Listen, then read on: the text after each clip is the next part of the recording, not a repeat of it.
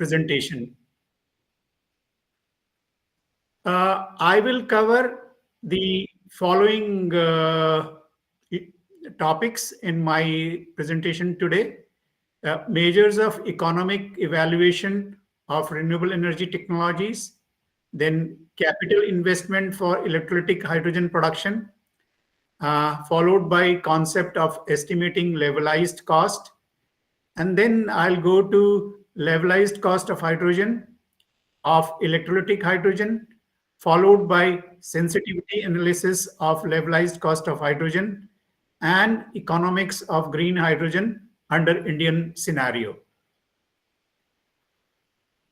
There are various measures that are generally used for economic evaluation of renewable energy technologies or even other energy technologies. And these are net present value, total life cycle cost, levelized cost of energy, internal rate of return, simple payback period, discounted payback period, benefit to cost ratio.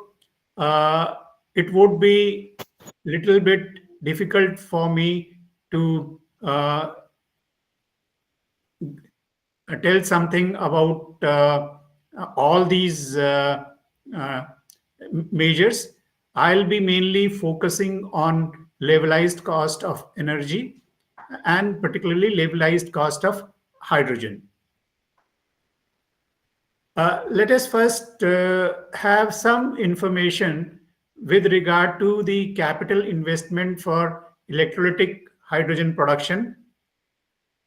In this context, let us first try to understand what are the different resources that are required for green hydrogen production, its storage and utilization.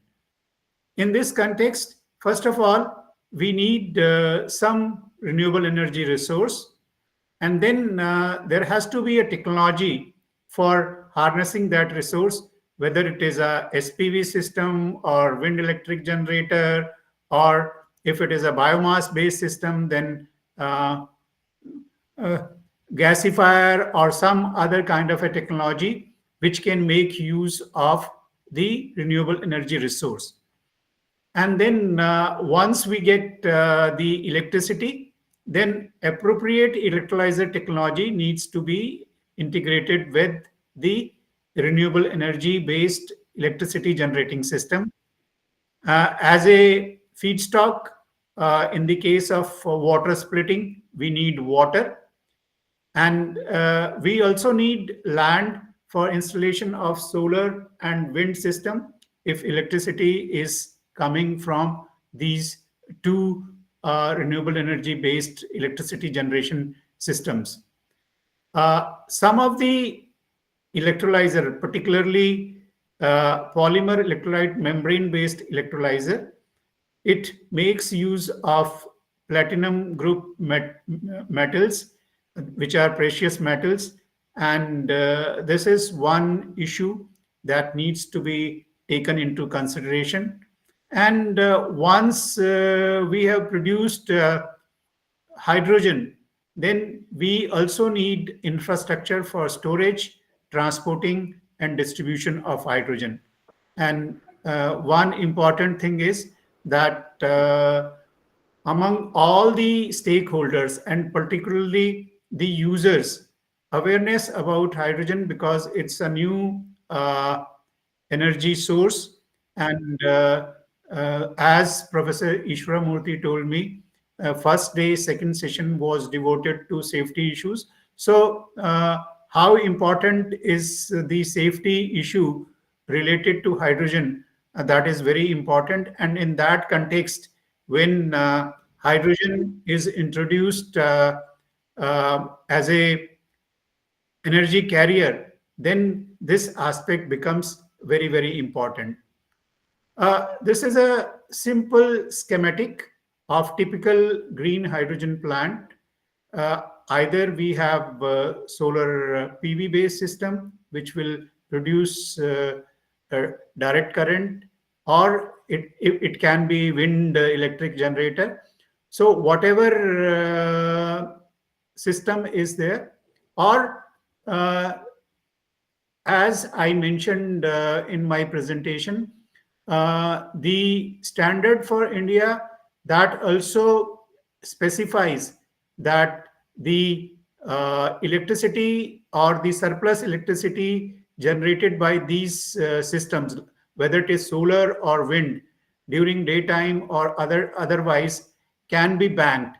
So whatever electricity has been banked as per the permissible guidelines, that can be used. So it can also be drawn from the grid. So this alternating current has to be converted into direct current, and then electrolyzer, and we get oxygen, which can be either vented, or since now we are talking of industrial grade electrolyzers, so hydrogen, as we have seen, or oxygen, as we have seen during the COVID period, it is a very precious commodity, and it can fetch a lot of revenue for the people who are going to deploy the electrolyzer. So that can be another revenue stream. And hydrogen, it can be stored or directly used in the industry depending on the requirement. So this is a simple schematic. Here, it's a typical layout of a electrolyzer based hydrogen plant. And here, a number of electrolyzers have been installed, because the requirement of hydrogen is, if it is high, and these are modular. So modular system can be installed. And then for supplying power, we have a DC supply system here at the back. And since we need DM water, so water treatment plant provides the demineralized water. Uh, some water is also required for cooling of the electrolyzer and other applications. So, water is required in the chiller also, because the temperature needs to be maintained in a particular range. So, for that purpose, we have a cooling system. And then after hydrogen is produced, then it needs to be purified. First of all, electrolyte that may be present in the hydrogen, that has to be removed. So that is done in the gas separators, and subsequently it is further purified. And then depending on the need, that hydrogen is compressed in a compressor.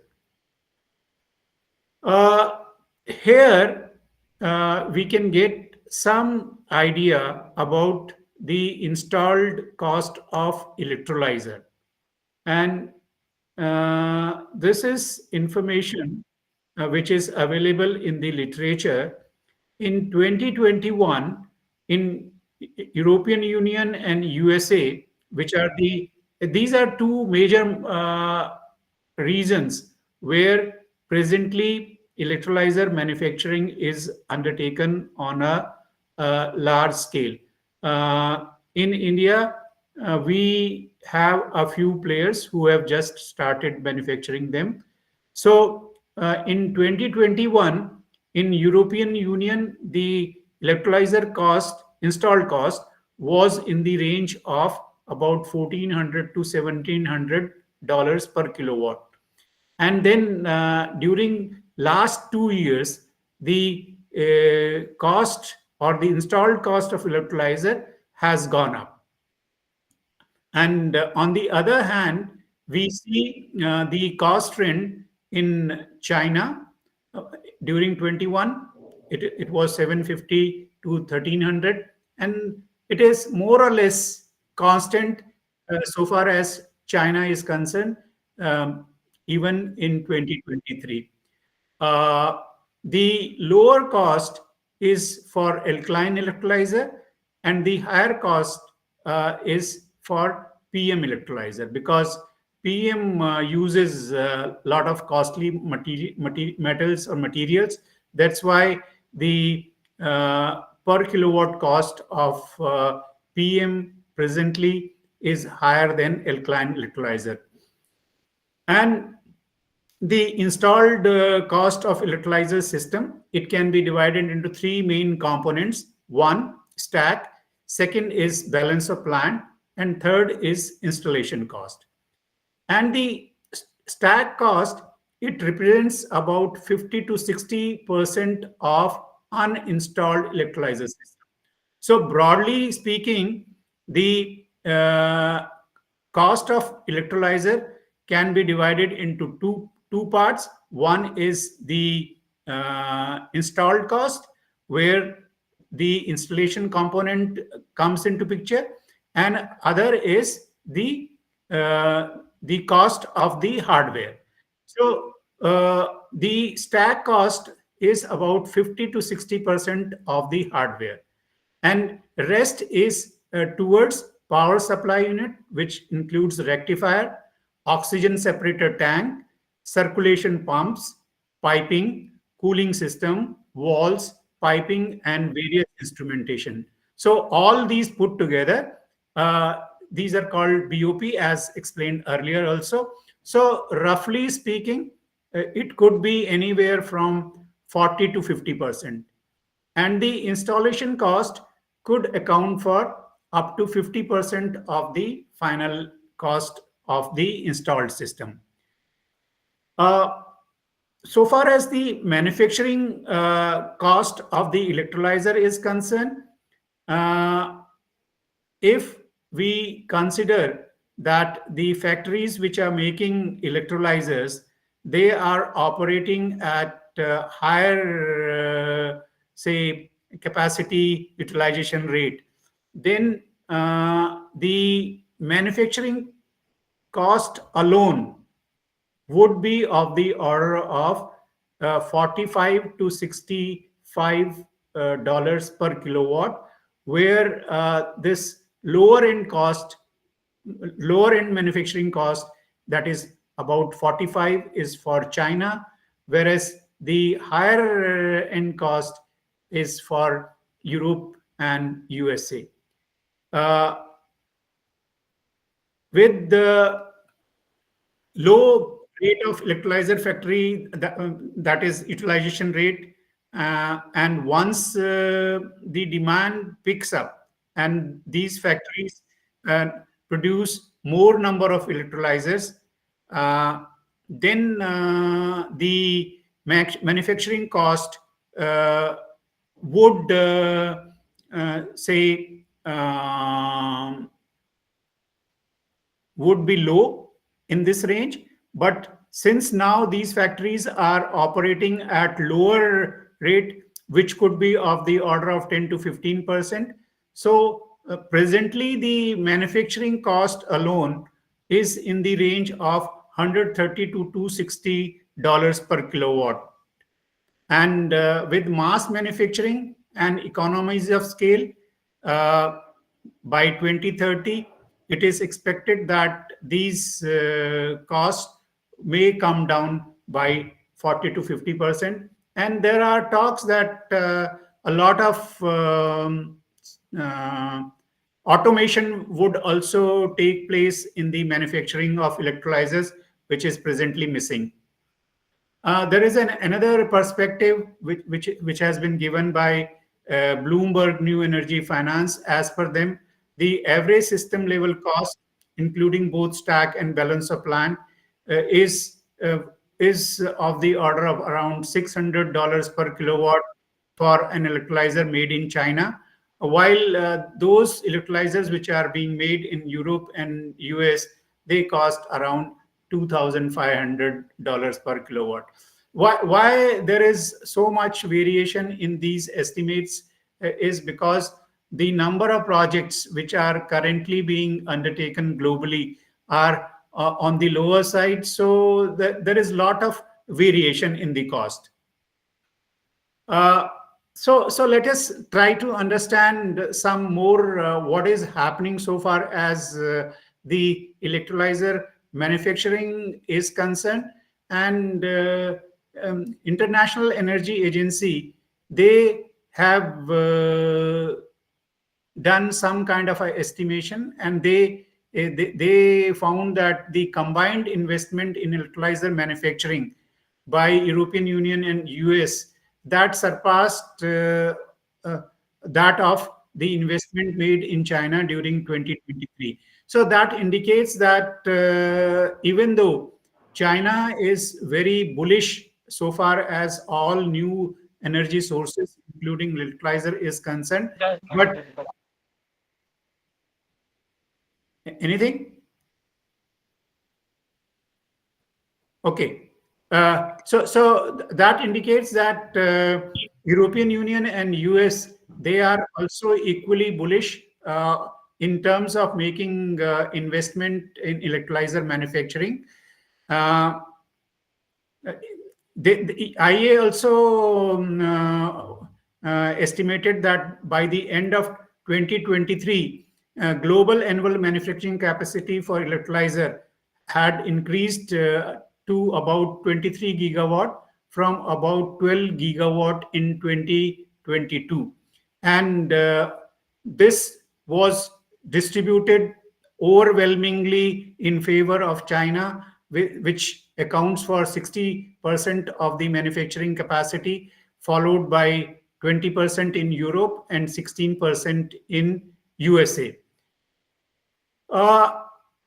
There is one thing that even though the manufacturing capacity for electrolyzer may come on the ground in different areas, but operating it at higher capacity factors is an issue because the supply chain, for example, supply of materials and key components and other logistical hurdles that may come in the way of making the capacity fully operational. And in this regard, IA, they noted that so far as uh, translating the announced project to real implementable project is concerned, where the final decision regarding investment is taken, that is very, very slow, even though it has picked up in 2023. Uh, the decision which was taken with regard to making investment globally was up for 19 gigawatt, whereas in 2022 it was only for 6 gigawatt. And why there is a slow progress? And the reasons are: presently, the cost of electrolytic hydrogen is very high compared to, say, gray hydrogen or blue hydrogen. So those who need hydrogen, they are not really coming forward for making investment for producing green hydrogen.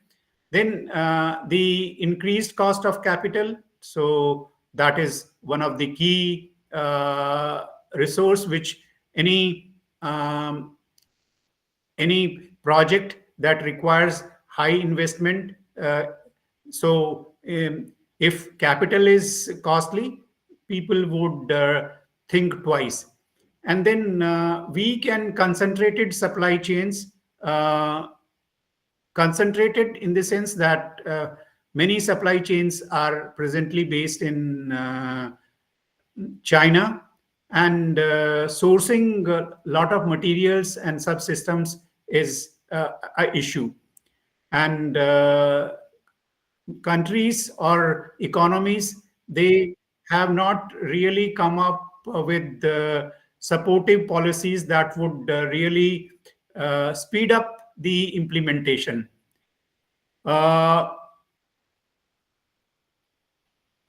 A recent report by Bloomberg that states that there has been a significant increase in the cost of manufacturing of alkaline electrolyzer, which is as high as 50% since 2022.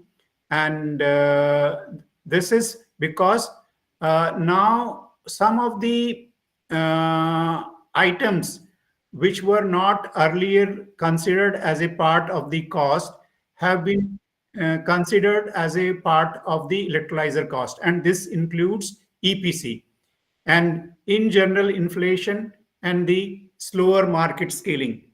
They also indicated that currently alkaline electrolyzer system cost more than uh, 2,000 US dollars per kilowatt in Europe and US, compared to what the Chinese figure is more or less consistent.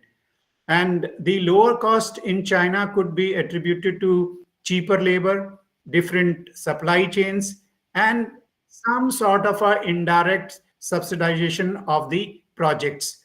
That is, they provide zero interest loans, free land allocation to the factories, and there are many other factors which also throw some light on the used cost differential in the cost of electrolyzer in the two major regions, that is China and EU and US. And one of the factor could be there are more regulations in European Union, and if they are making it in European Union or in US, there the energy prices are high, the land prices are high, and labor is expensive. So that explains why the cost of electrolyzer in these markets, there is a lot of uh, um, variation. So in order to protect the industry at the local level, lot of say policy measures are being contemplated. So this will take into consideration that the local industry is promoted and the advantage of cost which is presently enjoyed by the Chinese manufacturer, that is somewhat balanced. And for this purpose, there could be some conditions in the tenders with regard to pre-qualification, which may introduce the local origin of critical processes such as cell unit and stack assembly of electrolyzer at the local level. And probably what European Union is doing, we in India have to also learn from what they are doing, because we may also suffer at the say what China is doing in terms of providing indirect subsidies to their finished product. So ultimately, these inexpensive electrolyzers may also land up in Indian market. So they are also laying down that the local production of membrane diaphragms, bipolar plates, current collectors, electrodes, gas diffusion, and porous transport layers. So they are saying that these particular items should be produced locally, and that way their industry would also get benefited by way of having the market. These are some issues which needs to be looked into in this price differential. Uh, in this context, we have to look into what are the cost of the key metals that go into alkaline electrolyzer manufacturing and PEM electrolyzer manufacturing. However, this data pertains to 2021, so this may have undergone some changes. In alkaline electrolyzer, per megawatt nickel consumption is about 800 kg, steel is about 10,000 kg, aluminum is about 500 kg, and cost of these key metals based on the prevailing rate in 2021 was about 25 US dollars per kilowatt, and that was hardly 3.5% of the cost of the total electrolyzer. So it was not really that much. In the case of PM electrolyzer, about zero point 0.3 kg of platinum is used per megawatt, and the iridium consumption is about 0.7 kg per megawatt.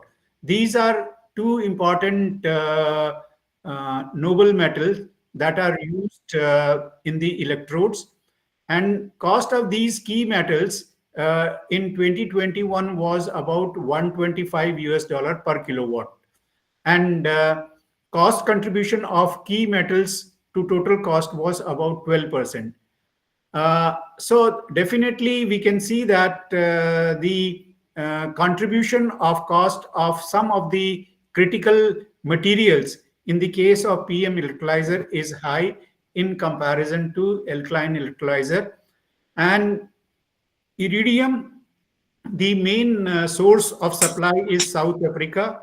In the case of platinum, 70% is coming from South Africa, and rest is from Russia. So, in view of the concentration of iridium and platinum in only selected countries, there could be volatility in the prices if there is some sizable increase in the demand in the coming years. So this is one issue that needs to be looked into while doing some kind of a cost economics. And in this slide, it has been captured that what could be the breakup of a PM electrolyzer. Uh, the stack material contributes only 7%. Stack other things, they contribute 12%. Stack labor and energy, the contribution is 1%.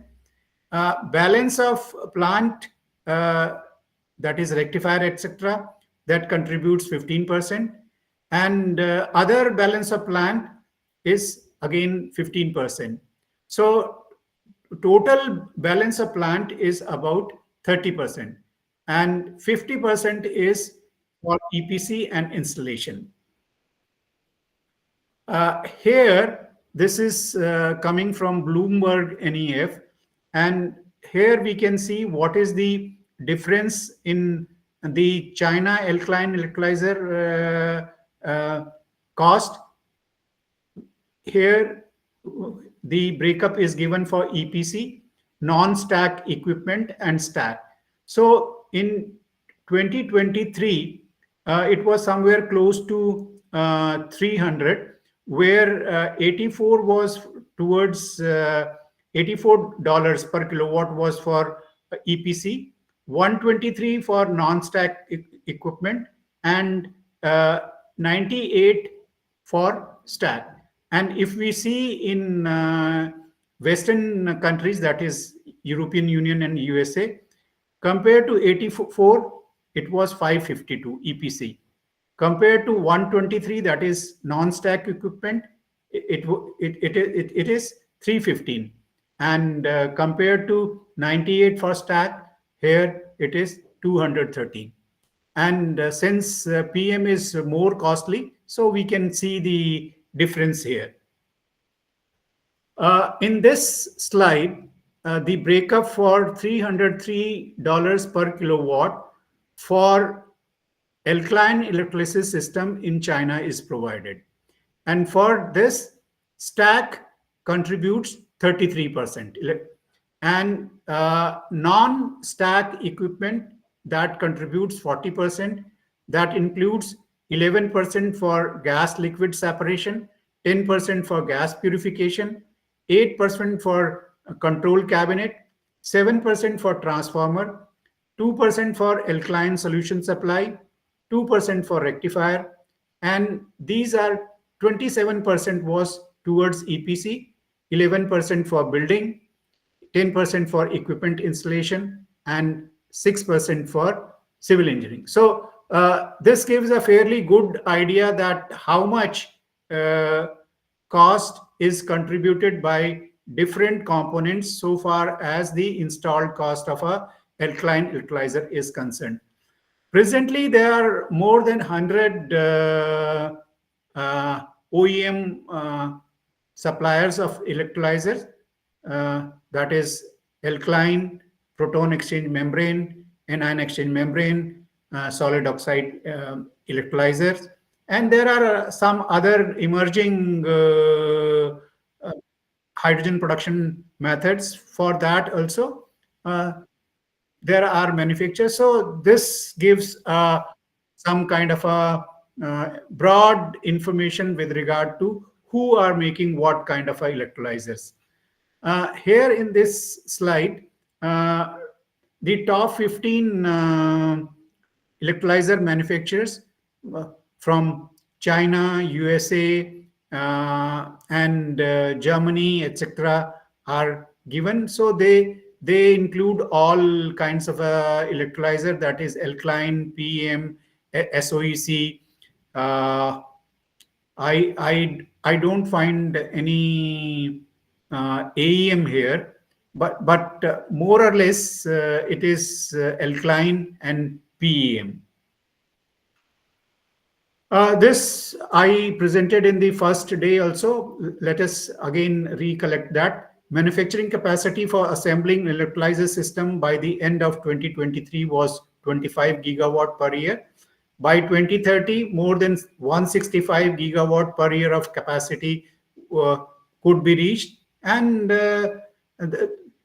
predominantly in 23, China would still be ahead of Europe and USA, and alkaline technology would be the leading technology in terms of the different electrolyzers. This gives some kind of an indication that with the economies of scale and more number of suppliers, the prices are likely to come down in the near future. And now let us come to the other thing, that is water, which is a critical input for producing hydrogen by splitting water.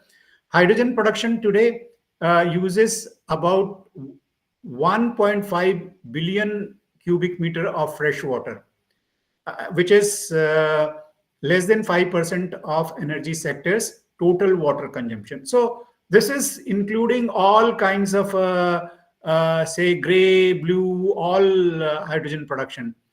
Hydrogen production pathways, they differ with regard to water use for feedstock and cooling.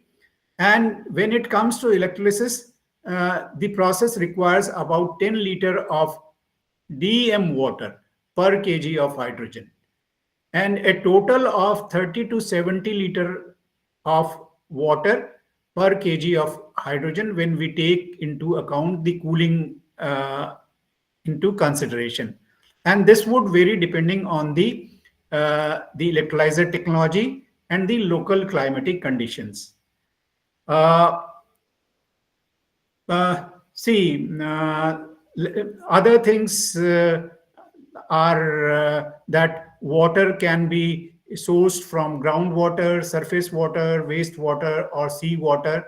But with increasing thrust being given to green hydrogen, in the future, most of the green hydrogen would probably be produced using seawater, and most of the plants would be closer to the coast, because water stress is going to be a very, very critical issue.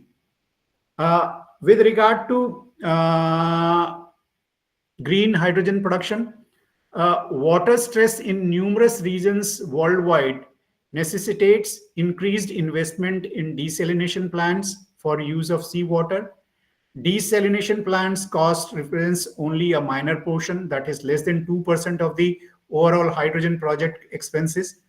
A process of reverse osmosis of seawater desalination requires about 3 to 6 units of electricity per cubic meter of water.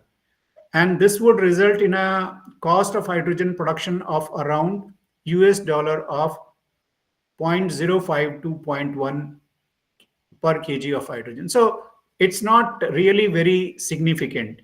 And in certain cases, developers could oversize desalination capacity to ensure ample fresh water supply for projects and surrounding areas, benefiting other sectors like agriculture, industry, domestic users. Uh, Around 70% of low emission hydrogen production in 2030 that have been announced projects using water electrolysis is within 100 kilometer from the coast. So most likely all these projects are going to make use of seawater desalination. For projects more distant from coast, seawater desalination can be an option with long distance pipeline for transporting desalinated water. Cost for long distance water transport by pipelines depend not only on distance but also on elevation that needs to be overcome. So gradient is going to be a one issue. Cost can vary from US dollar 0.15 per meter cube, where the distance is up to 100 kilometer for flatter terrain, and for 1 cubic meter and 100 kilometer in mountainous terrains, it would be higher. It would be higher, that is US dollar 1 per cubic meter. So assuming transport cost of about 0.5 US dollar per cubic meter for a distance of 100 kilometer, this would get translated into the increased cost by about $0.025 per kg. So not really very significant amount. So it can, this gives some kind of a information that how the cost of hydrogen would vary if these measures are adopted for hydrogen production. Uh, Here, this is a typical, say, a cartoon. We really don't want this sort of a situation if we want to go in for green hydrogen, and it has to be sustainable. And as per a study undertaken by IRENA, India is likely to have 99% of its hydrogen capacity in water stressed areas by 2040. So, sorry. So all these areas which are shown in red, particularly Rajasthan, which is very good from solar, Gujarat, then Tamil Nadu, part of Andhra, all these are water stress, including interiors of Maharashtra. So this is a critical issue. I have explained about these things. Land requirement per megawatt for SPV power project would be 2 hectare per megawatt, and for wind farms 1.5 hectare. So depending on in which area the projects are being contemplated and what is the land cost, that would determine what would be the total cost of the project. This slide gives some kind of a information that from 2010 to 2030, for example, solar PV, the per kilowatt cost was 5,310, and it came down to 758 US dollar per kilowatt. And the capacity factor increased from 14 to 16. And the levelized cost of electricity from solar, that came down from 0.46 US dollar per kilowatt hour to about 0.044. So there has been 90% reduction in the levelized cost of electricity. Same is the case with onshore and offshore wind. And this shows that there is a tremendous interest in the SPV. And as a result of that, the module prices have dipped to about 0.096 per watt, which is the indication that in the coming years, the cost of solar PV projects is bound to come down, and that would reduce the cost of electricity generation from solar PV. So now let us come to the concept of estimating levelized cost. A simple framework for levelized cost of hydrogen is we work out what is the annual cost and then divide that by the annual hydrogen production. While working out the annual cost, we take into account the initial cost of various subsystems and the capital recovery factor of all the subsystems, because these subsystems may have different useful lives. And then MI is fraction of O&M cost of the initial cost of the ith subsystem. And M is annual cost of consumables, which includes both cost of alkali and water. And here, this is the total mass of hydrogen produced in kg during the year. And for working out the capital recovery factor, this particular formula is used, where D is discount rate and N is the useful life of the subsystem in years. So discounted cash flow, you may be knowing it. It is a valuation method used to estimate the value of an investment based on its expected future cash flow. And discounted cash flow analysis attempts to figure out the value of an investment today based on the projections of how much money it will generate in the future. A rupee in hand today is much more valuable than a rupee in the hand after 1 year. So the rupee, 1 rupee which we have in our hand today, that can earn us interest for 1 year, whereas a rupee after 1 year, that is not going to bring us any kind of a interest.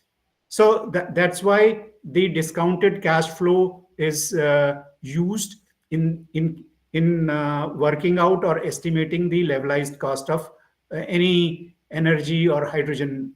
So this is how it is explained here in more detail.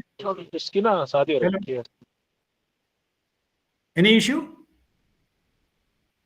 No, sir, no issues. I requested all the participants kindly mute your mic. Okay. Thank you. See, let us see here. Let us first see this point.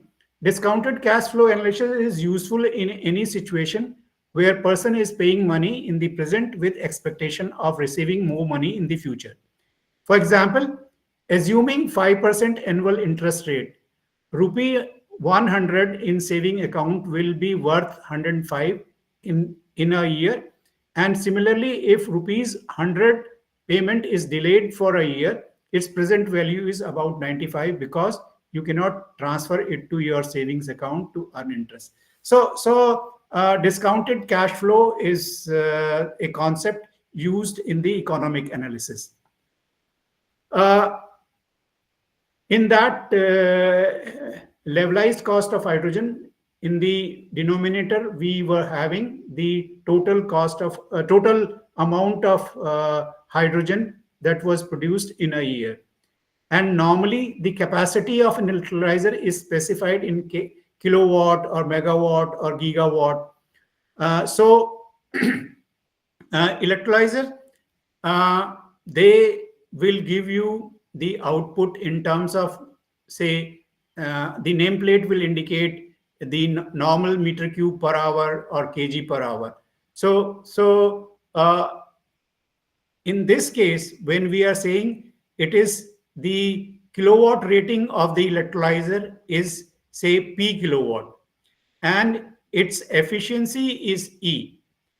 So efficiency means that how much electricity would be usefully utilized for producing hydrogen. That is the amount of energy that would be available in the hydrogen produced.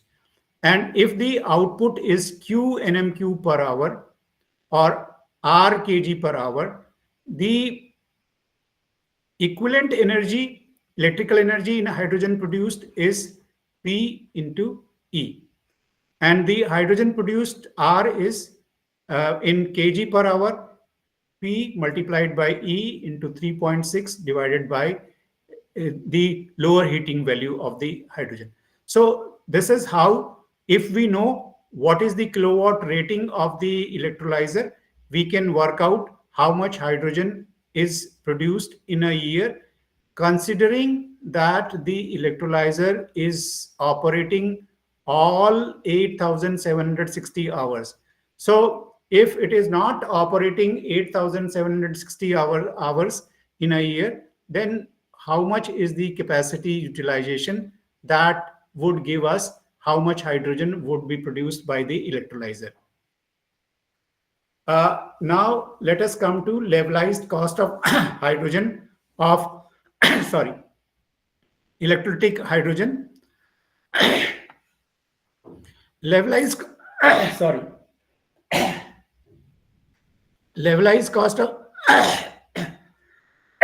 sorry, levelized cost of hydrogen is crucial for successful integration of renewable hydrogen into energy mix. And levelized cost of hydrogen is a method used to evaluate total expenses involved in producing hydrogen throughout its entire life cycle, including both capital, that is capex, and operational cost, opex. Considering these costs, levelized cost of hydrogen allows one to compare the different methods of hydrogen production on a common basis, and then we can come to a decision that which particular method would be more suited. And that's why it is an important tool for the stakeholders, policymakers, and investors to make a well-informed decision. As per some information which is available in the literature, the near-term renewable levelized cost of hydrogen is estimated as 4.5 to 6.5 US dollar per kg. Okay, and here we have to take into account the capex of the installed system, and then also the energy cost. And with the economies of scale, the levelized cost of hydrogen in the near future is expected to come down to 2.5 to 4 US dollars per kg. That is by 2030. And by 2050, it is projected that this may come down to 1 to 2 US dollars per kg. Okay. In this slide, let us see that how the different production methods are playing the role. Reformation of natural gas, which is the most preferred route without carbon capture and utilization, that is gray hydrogen. In 2021, it's the cost of hydrogen was $1 to $2.5 per kg. And blue hydrogen, that is after capturing CO2, the cost slightly went up. It was about $1.5 to $3 per kg. And electrolytic hydrogen, that is green hydrogen, the cost was from $4 to $9 per kg, depending on the location where the hydrogen is produced. After Ukraine-Russia conflict, when the prices of the natural gas went up substantially, the gray hydrogen, its cost went up to $4.8 to $7.8 per kg from this level 1 to 2.5. And blue hydrogen, the cost went up to about 5.3 to 8.6 US dollars per kg. So how the dynamics work so far as even gray and blue hydrogen are concerned, are also influenced by the feedstock price. Here in this one particular slide, this gives information that what could be the hydrogen production cost. Hydrogen production cost from unabated natural gas, that is uh, gray hydrogen, was estimated at zero point 0.8 to $5.7 per kg of hydrogen, depending on the price of natural gas. Okay. And cost of producing renewable hydrogen today is nearly 1.5 to 6 times higher than the cost of gray hydrogen. And that again depends on which location. So in Middle East and other parts of, say, uh, Saudi Arabia and where we have rich solar resource, then central part of China and this um, Chile, etc., in the Latin America, central part of USA. Here, the costs are projected to be on the lower side.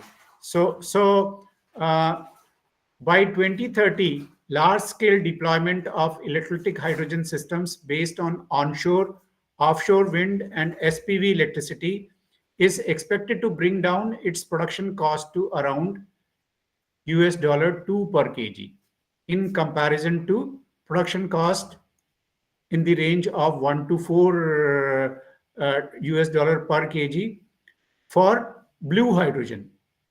And by 2030, Australia, Latin America, which includes mainly Argentina and Chile, parts of central China, and India could have production cost of the electrolytic hydrogen around $2 per kg or even lower.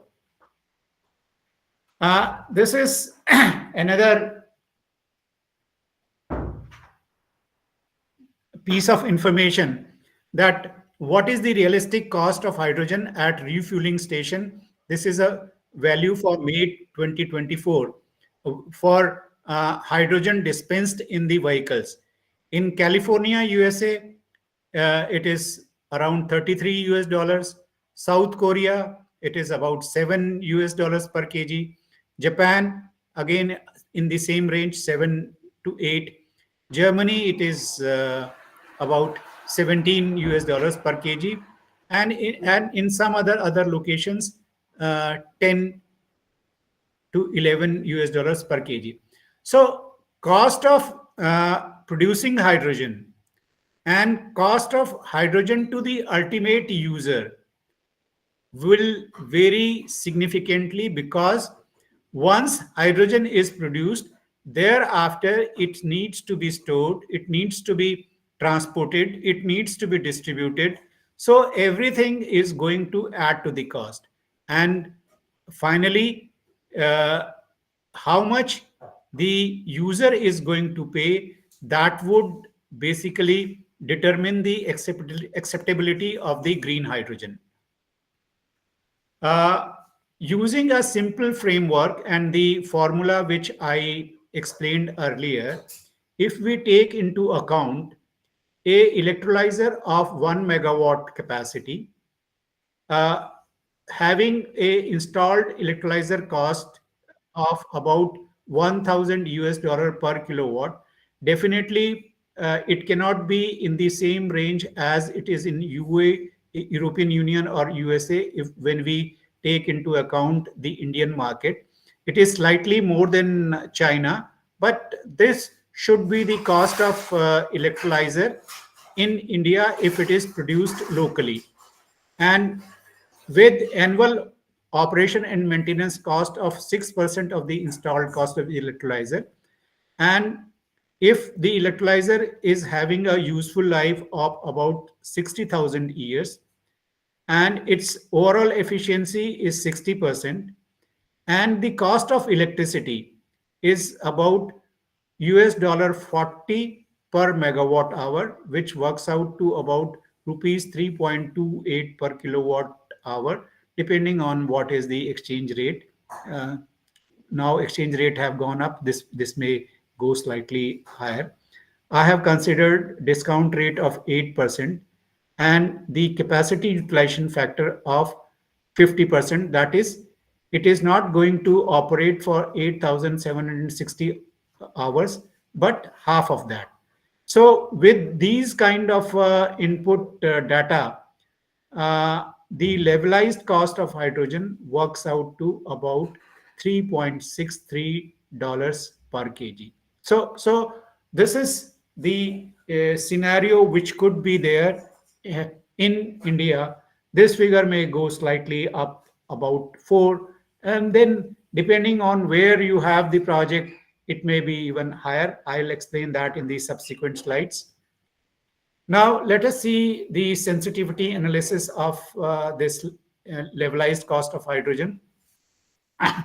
These are the base values.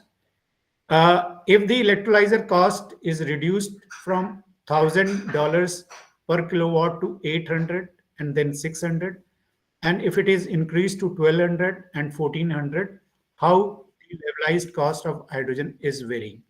So with decrease in the cost, as expected, the levelized cost of hydrogen is coming down. With O&M cost, same thing we can see when we vary the values from the base value. This is the effect.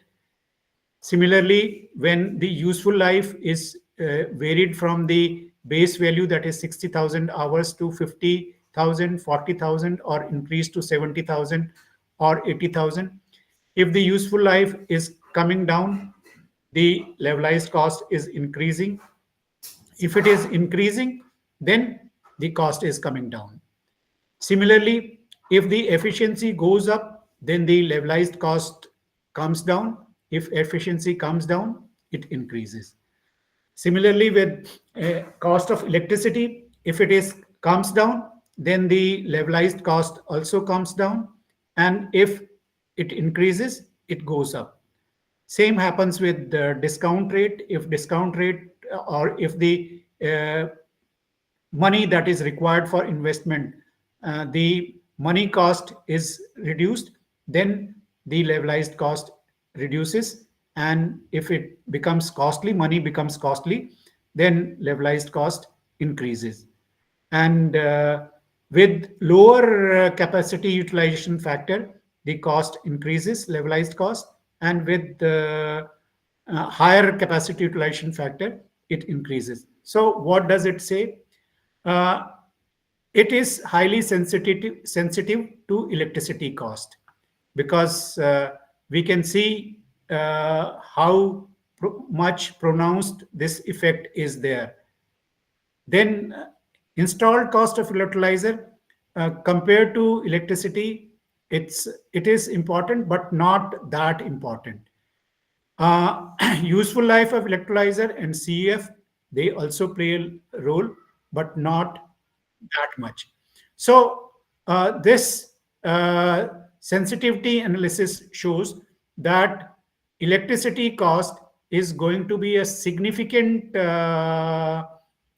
say factor in bringing down the cost of green hydrogen, and this is something which needs to be addressed properly for the success of green hydrogen projects in any part of the world.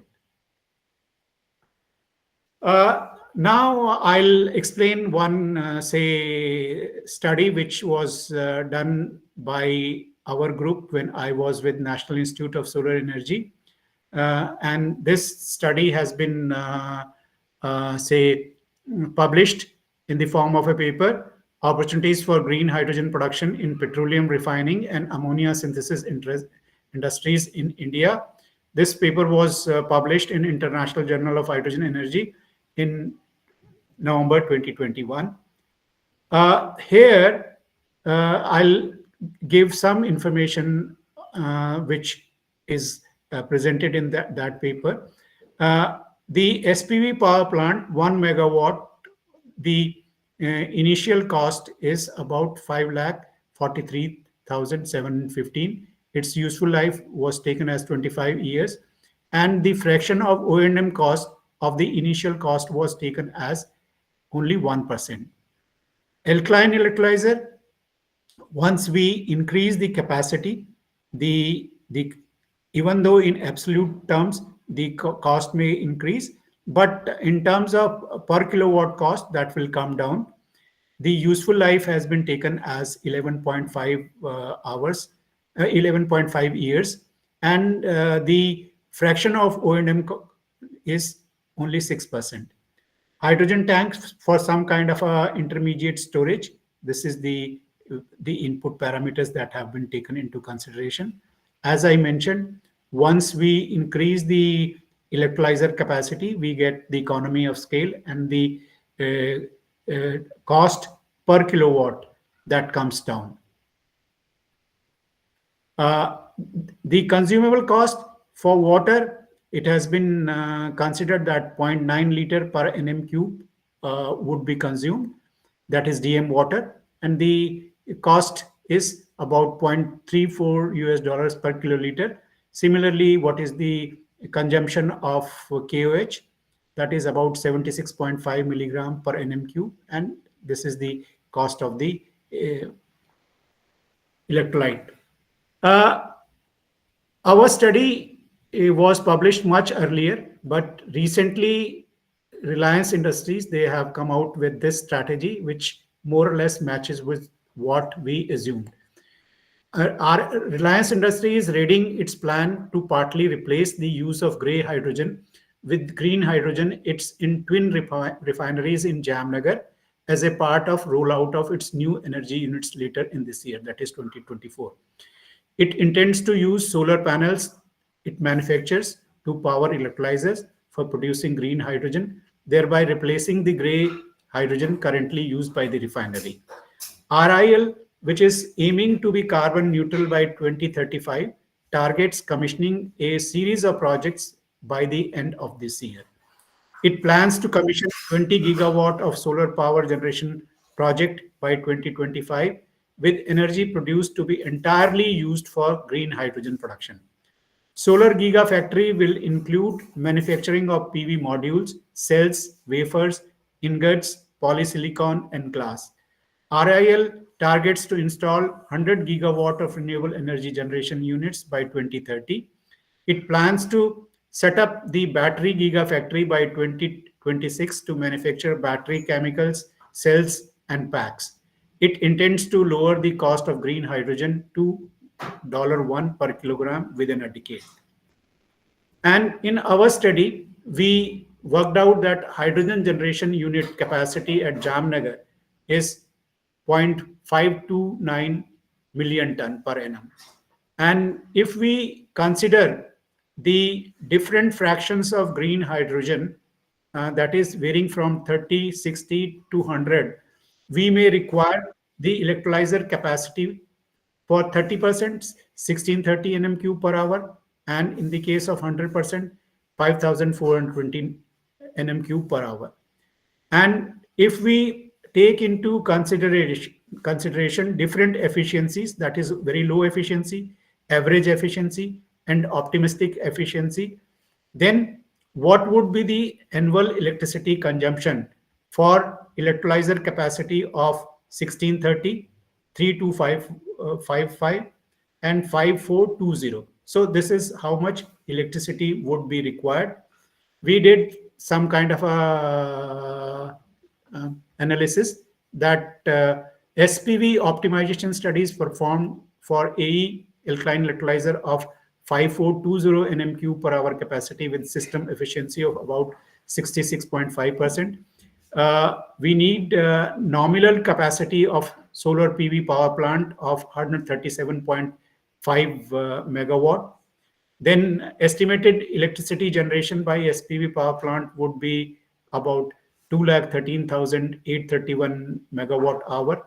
The useful electricity generated by SPV power plant, that is kilowatt hour per kilowatt peak per day, would be of the order of 4.26.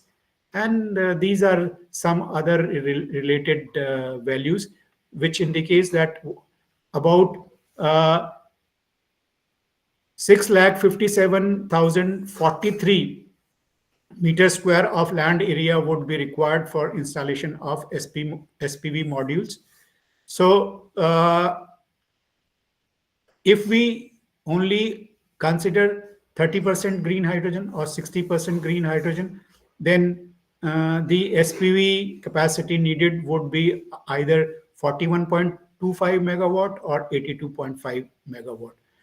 Then total land area would also be in the range of, for if we take into account 137.5 megawatt, about 618 to 687 acres. And the cost contribution of the different systems is the electrolyzer cost is only 15%. SPV cost is about 84%, and tank cost is 1%. So it is predominantly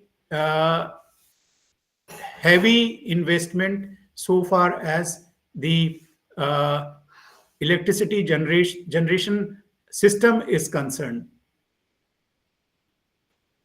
And in this curve, we show variation of levelized cost of hydrogen with capacity factor for different electrolyzer unit rates, that is 850, 700, and 1000.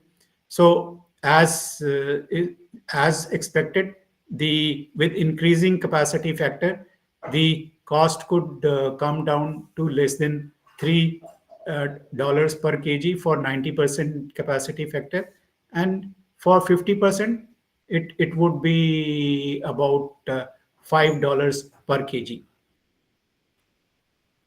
We also did some kind of analysis that what could be the effect of capacity and the geographic region, because solar resource would vary from the region to region.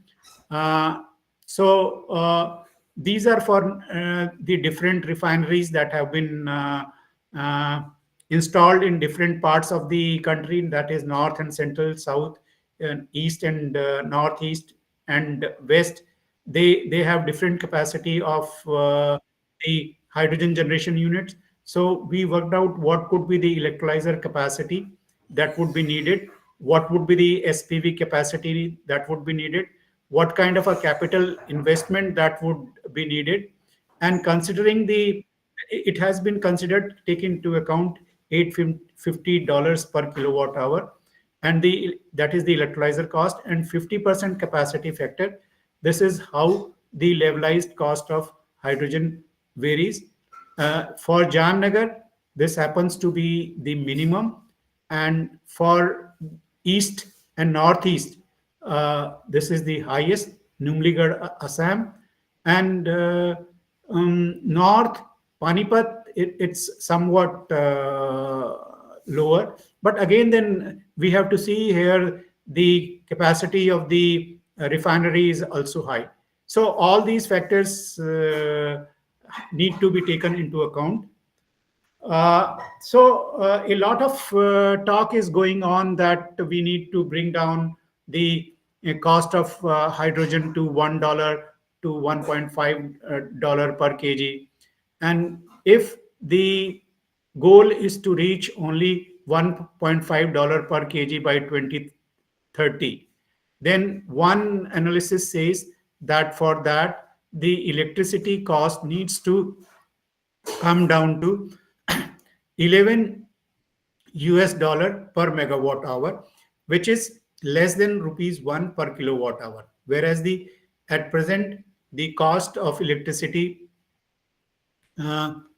from solar could be in the range of 3.5 to 4 per kilowatt hour. So really, it is going to be a challenging issue, because Reliance, they also say that by 2030 they would be able to bring down the cost of hydrogen to $1 per kg. So this is really a challenge. So what needs to be done? To make green hydrogen competitive, levelized cost of hydrogen needs to be reduced through innovation and R&D. So we need to reduce the annual cost, and we need to increase the annual hydrogen production. And for reducing the annual cost of electrolyzer is to be brought down through demand creation and better manufacturing practices. Probably a lot of automation needs to be brought into the manufacturing. Energy cost from renewable sources is to be reduced. That would be a very, very significant step that would be required, because about 60 to 70% of the cost of hydrogen produced is contributed by energy presently.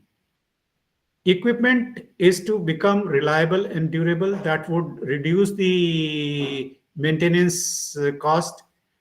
Cost of capital needs to be reduced. That would reduce the discount rate. And for increasing the annual hydrogen production, efficiency of electrolyzer is to be improved. And this is one area where the participants who intend to do research in the area of electrolyzer, they need to focus. This is one area. Another area is how we can make the manufacturing more, say, cost competitive, so that the cost of the electrolyzer can be reduced. Of course, here the materials that go into manufacturing, they will also play a significant role, and there the role of the material scientist, that becomes equally important. And the capacity utilization of the system needs to be improved.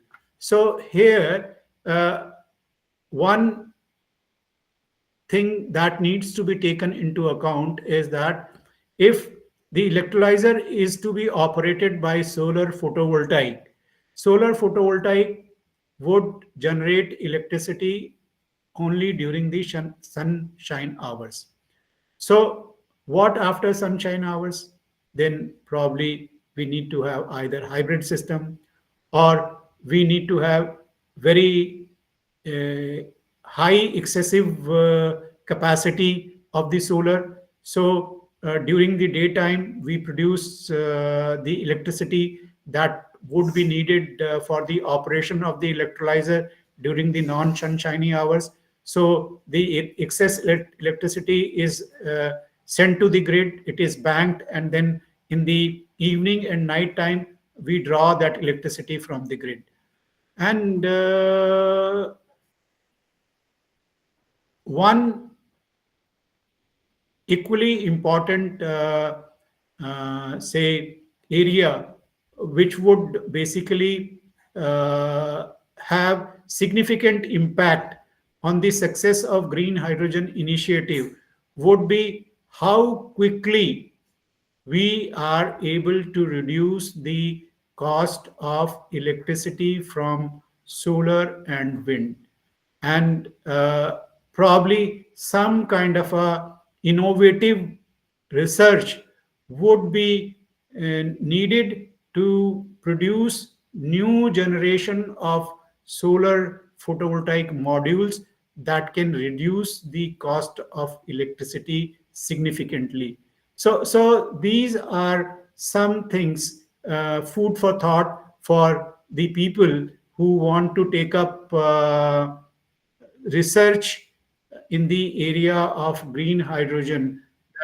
What could be the areas where they need to focus? Anything? No, sir, no. Okay. In this regard, another thing which needs to be looked into, what are the characteristics of a desirable electrolyzer? System capacity. It should have the adequate capacity to meet the production demands. Then high conversion rate of electricity to hydrogen, that is the efficiency of the electrolyzer should be very high. Its footprint, it should be compact in design so that we need the lower amount of land for installation. Uh, it needs to generate hydrogen at a output pressure which matches with the requirement of the end use. So once I mentioned in my first session that PM electrolyzer, they operate under differential pressure. So oxygen would or could be produced nearer to the atmospheric pressure, whereas hydrogen could be produced somewhere at 30 bar or even higher. So the requirement of a compressor and the energy that would be needed to compress hydrogen would get reduced if we are able to match the pressure of the hydrogen produced with the pressure requirement of the end use. Then hydrogen purity is certainly one issue, because if we are going to use hydrogen in, say, applications where fuel cell, particularly PM fuel cell, is used, then the hydrogen should be of very high purity, because otherwise poisoning of the catalyst would take place and we will have a lower useful life. Of course, durability is one issue. Definitely, the global effort is moved towards the useful life of about 80,000 to 1 lakh hours of useful life for electrolyzers. So that is something where some people may be interested. Cost effectiveness is certainly very critical. Competitive pricing for installation and operation is required, and for that purpose, not only we should be able to bring down the cost of the electrolyzer, but also balance of plant and the EPC and installation.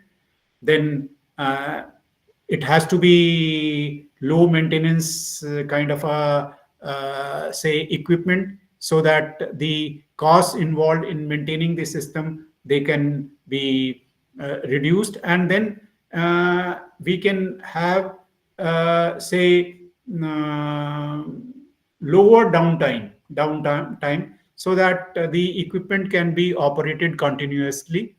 And yes, innovation is something which is important in every aspect, but in a technology like electrolyzer, it is more important than others.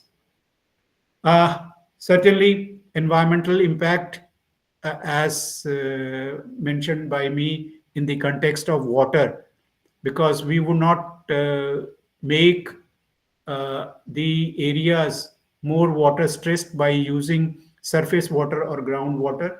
So one area could be that how can we develop electrolyzers that can directly utilize seawater rather than going in for water desalination.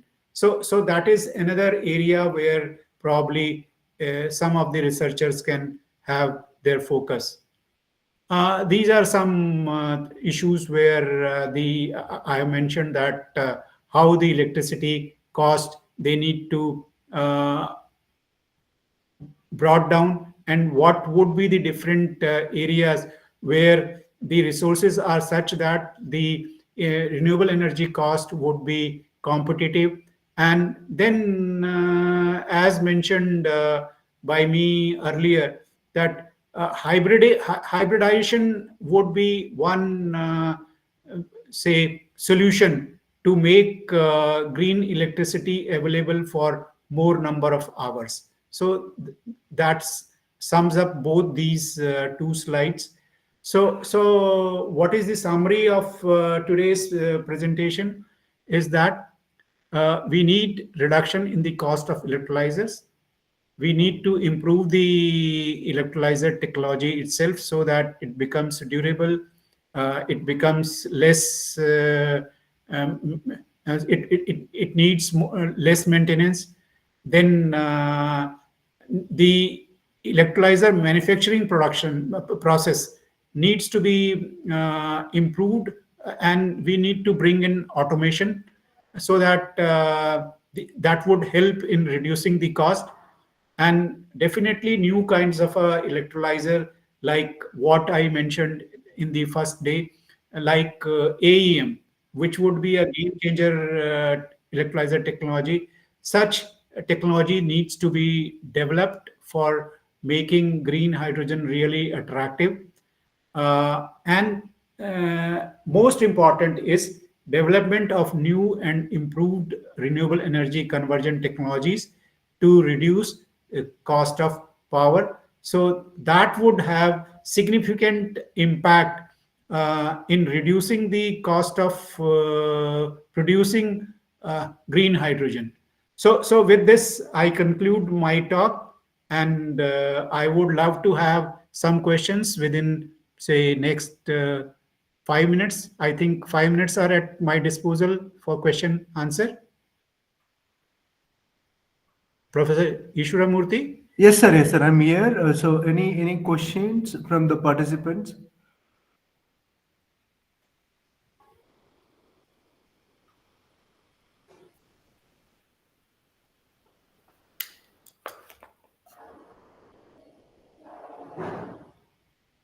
Participants, if you have questions, please you can ask us. Regarding this, the what you call the problem issues on the electrolyzer design. What is the problem on this? The water issues.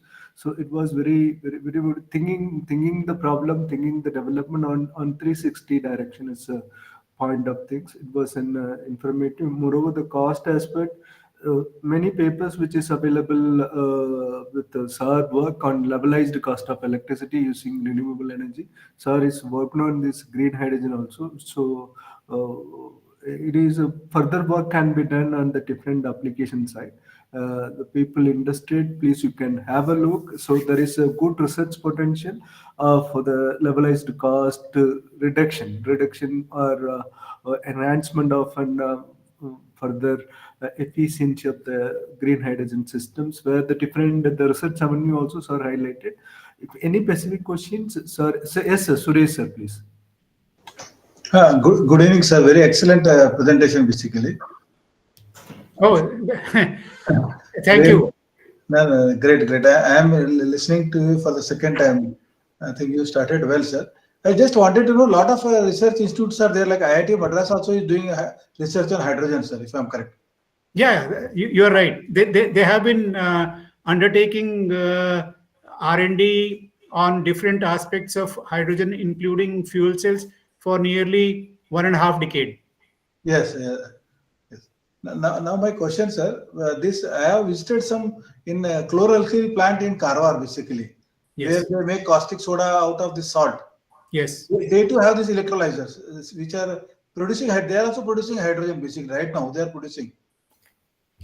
See, the product that is required through, say, electrolysis of sodium chloride may be different in different regions. Some areas they go for electrolysis of sodium chloride to get chlorine. Okay. In our country, the main product that is needed is caustic soda. Caustic soda is required for many other products manufacturing. And in the process, we get chlorine and hydrogen as a byproduct. So this kind of a electrolyzer technology for producing chlorine or caustic soda is there for more than 50 years. And they produce a lot of hydrogen, but then some caustic soda industries, they have other products, like they make use of hydrogen and chlorine to produce hydrochloric acid, and in order to solidify the caustic soda, some chloralkali units, they use hydrogen as a source of heat, and some of them are still having spare hydrogen. So they bottle the spare hydrogen available with them and sell it as a product in cylinders. Oh, this is what I wanted to know, sir. They are also producing, but they are not commercially producing hydrogen. They are producing caustic soda, and hydrogen Yes. and chlorine are a byproduct, basically. Yes. Okay, thank you, sir.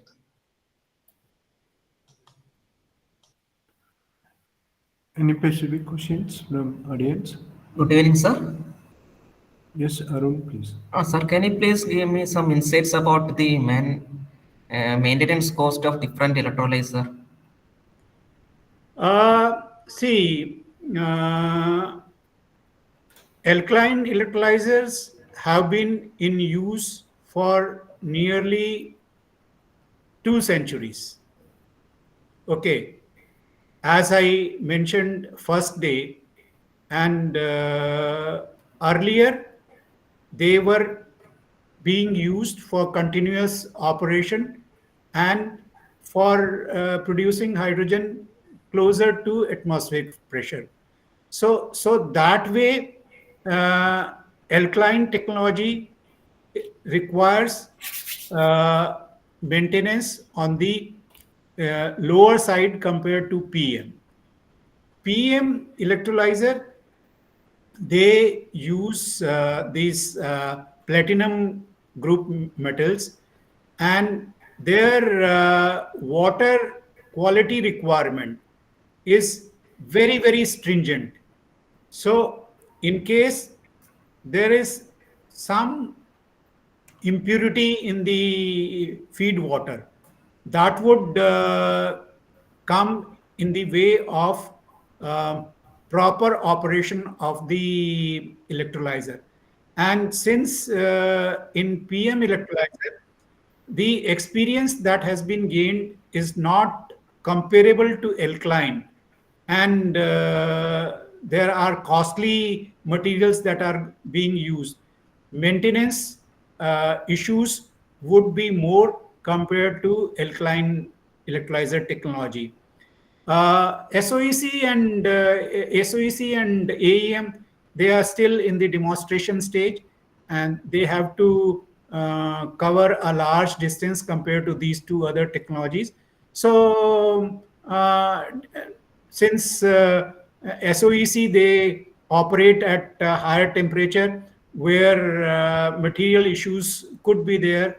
So definitely maintenance would be a serious issue with SOEC.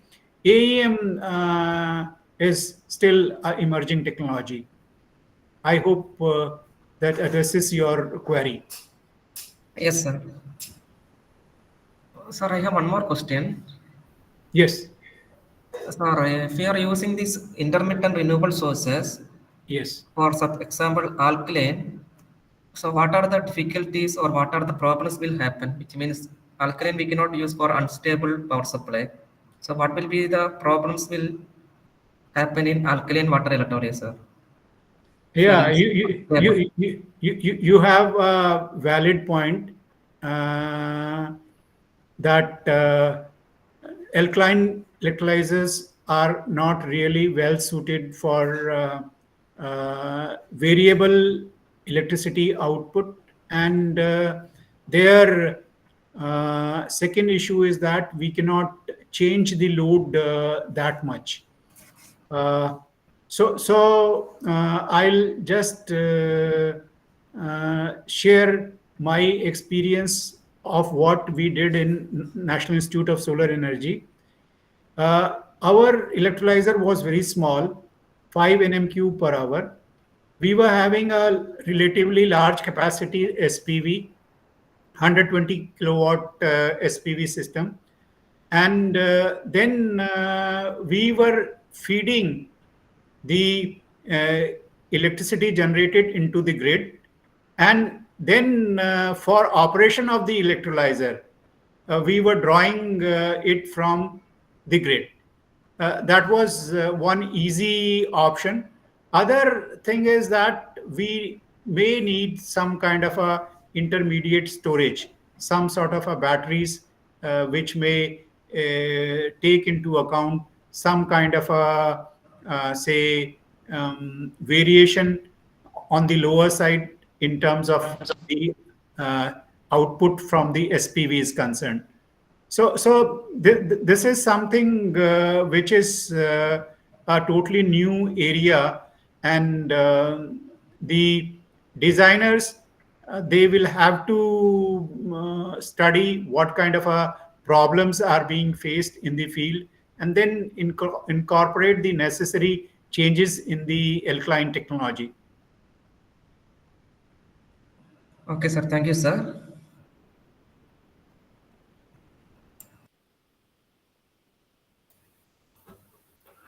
Okay. No. So no. Elect. It is my. Any other question? Then we can conclude this day 3 first session. Hello. Yes. So please have it. Please, you switch on your camera. You can ask questions. Hello. Please, Santosh. Yeah. Good evening, sir. Good evening. Santosh this side. Sir, for hard to abate sectors like steel industries, which electrolyzer is more preferable and why? See, hard to abate sectors like steel, we are not really bothered about the quality of the hydrogen produced. Okay.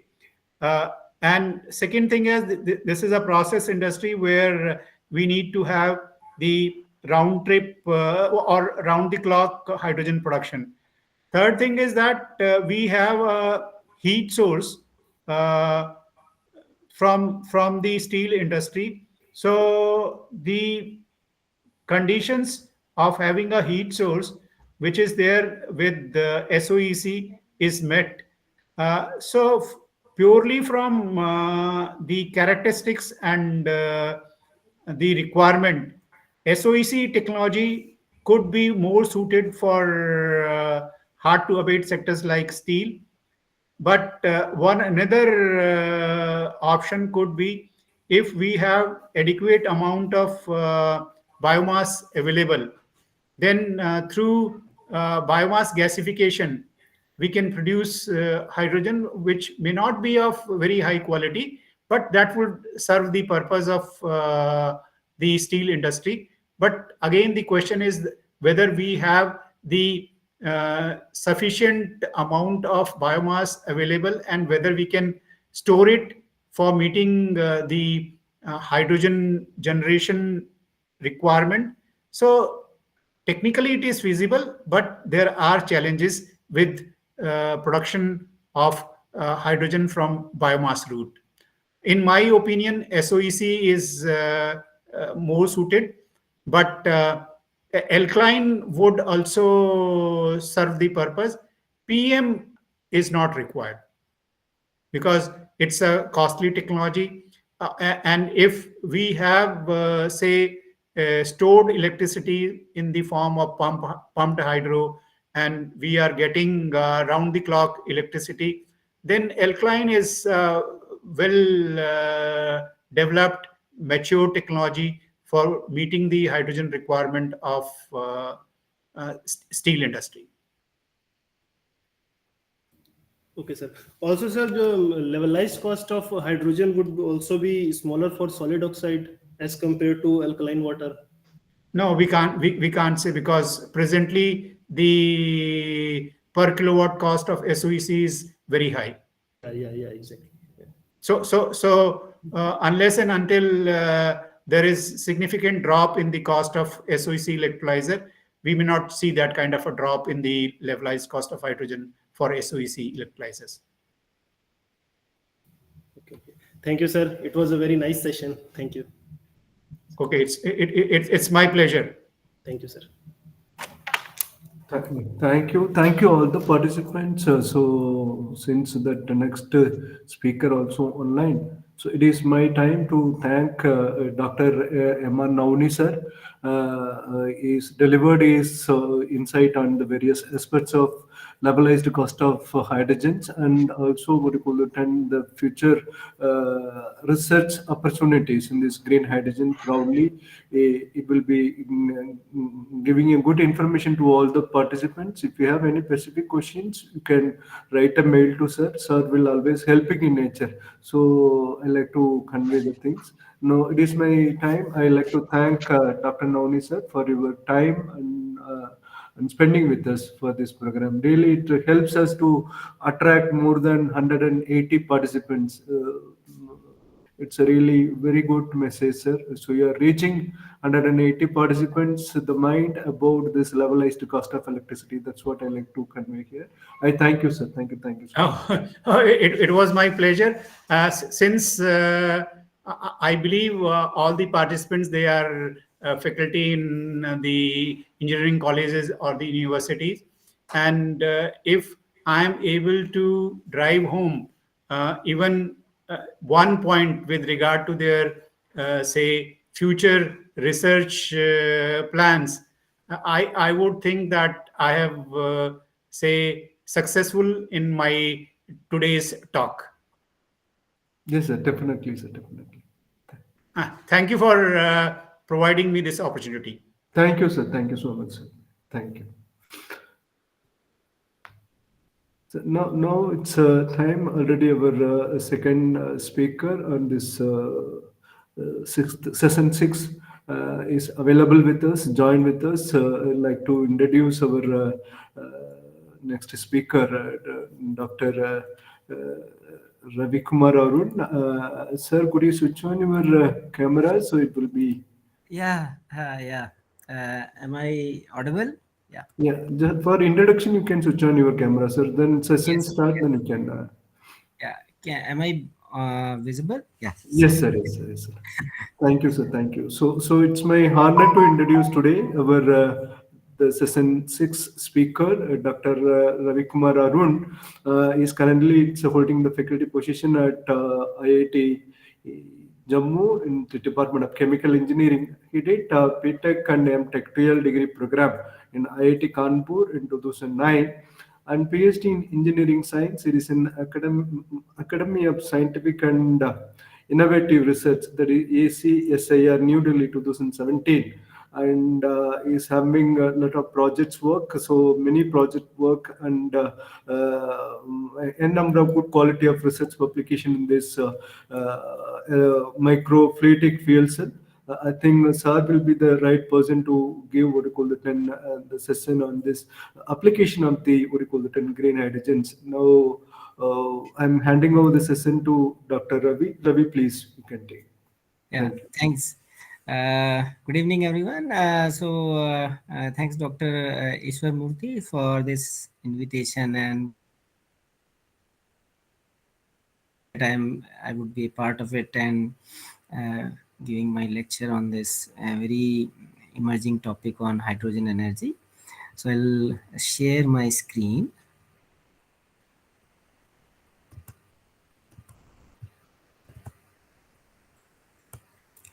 Yeah. So is it visible?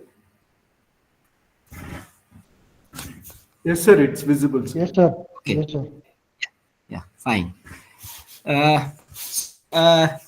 In this talk, what we would be looking after is we'll be looking at this micro scale phenomena, and there we will be trying to introduce ourselves from the perspective of hydrogen generation and utilization of this hydrogen at that scale. So basically the idea is to have a kind of a understanding that why these microfluidic channels and how they can be beneficial for this hydrogen generation and how it can be utilized for the topic which we are discussing today. So basically in my laboratory at IIT Jammu, we work on two major dimensions. So the first dimension is the energy conversion systems, where we work on these paper based or the very soft material based microfluidic fuel cells, then batteries, and then pouch cells as well. So we have all these facilities over here at IIT Jammu, and we are able to work in this energy conversion systems. Another dimension in which we are interested in is lab on chip based devices, and these devices are basically can be utilized for biomedical applications, where we are looking at, let's say, the malaria diagnosis. We are also looking at the kidney health. All these urea, creatinine, everything can be detected through these miniaturized sensors. We can also look at the contaminants, heavy metal ions present in paper based devices, and use them for various applications, like the water which is coming out these days is maybe contaminated, the food may be contaminated, many things over there can be explored through these paper based devices. So that's what the whole domain of us.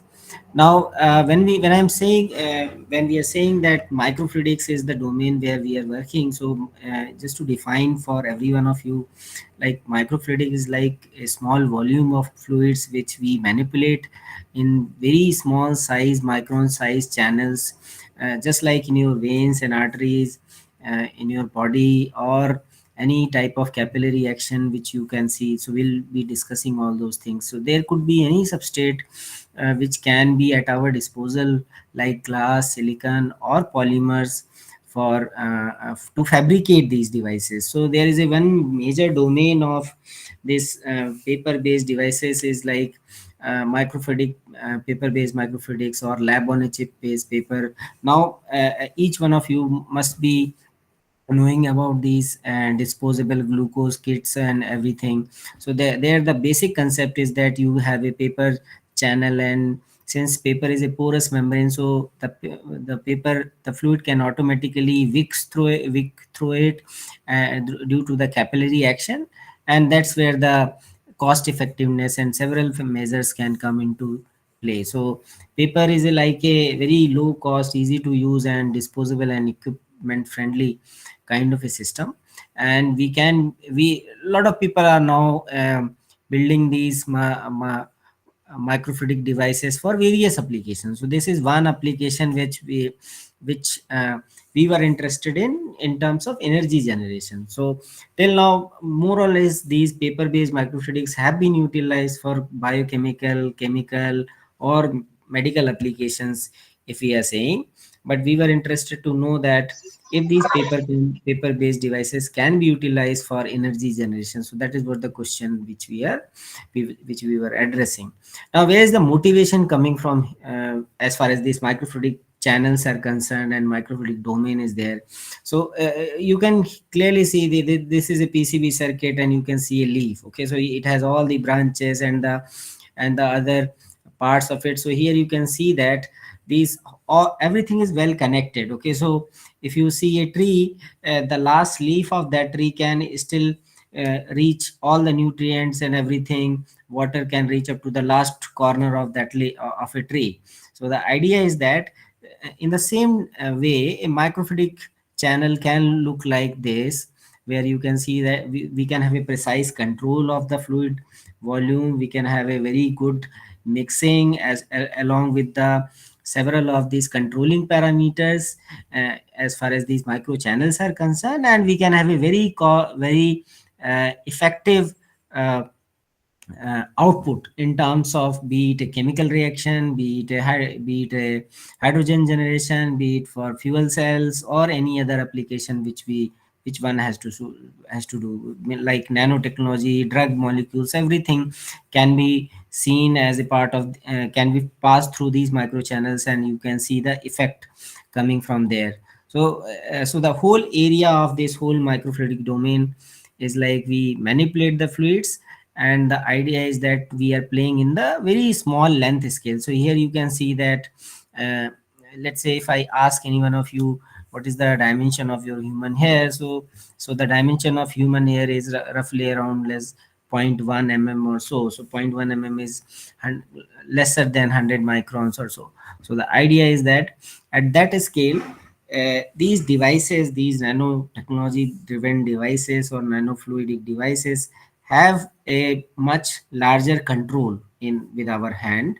And here you can see that we can understand the behavior of smoke particles, we can understand the behavior of bacteria and everything, along with this whole ionic transport which we are discussing in terms of hydrogen generation and several other factors. So the idea is that, so this whole domain is like, it falls under fluidics.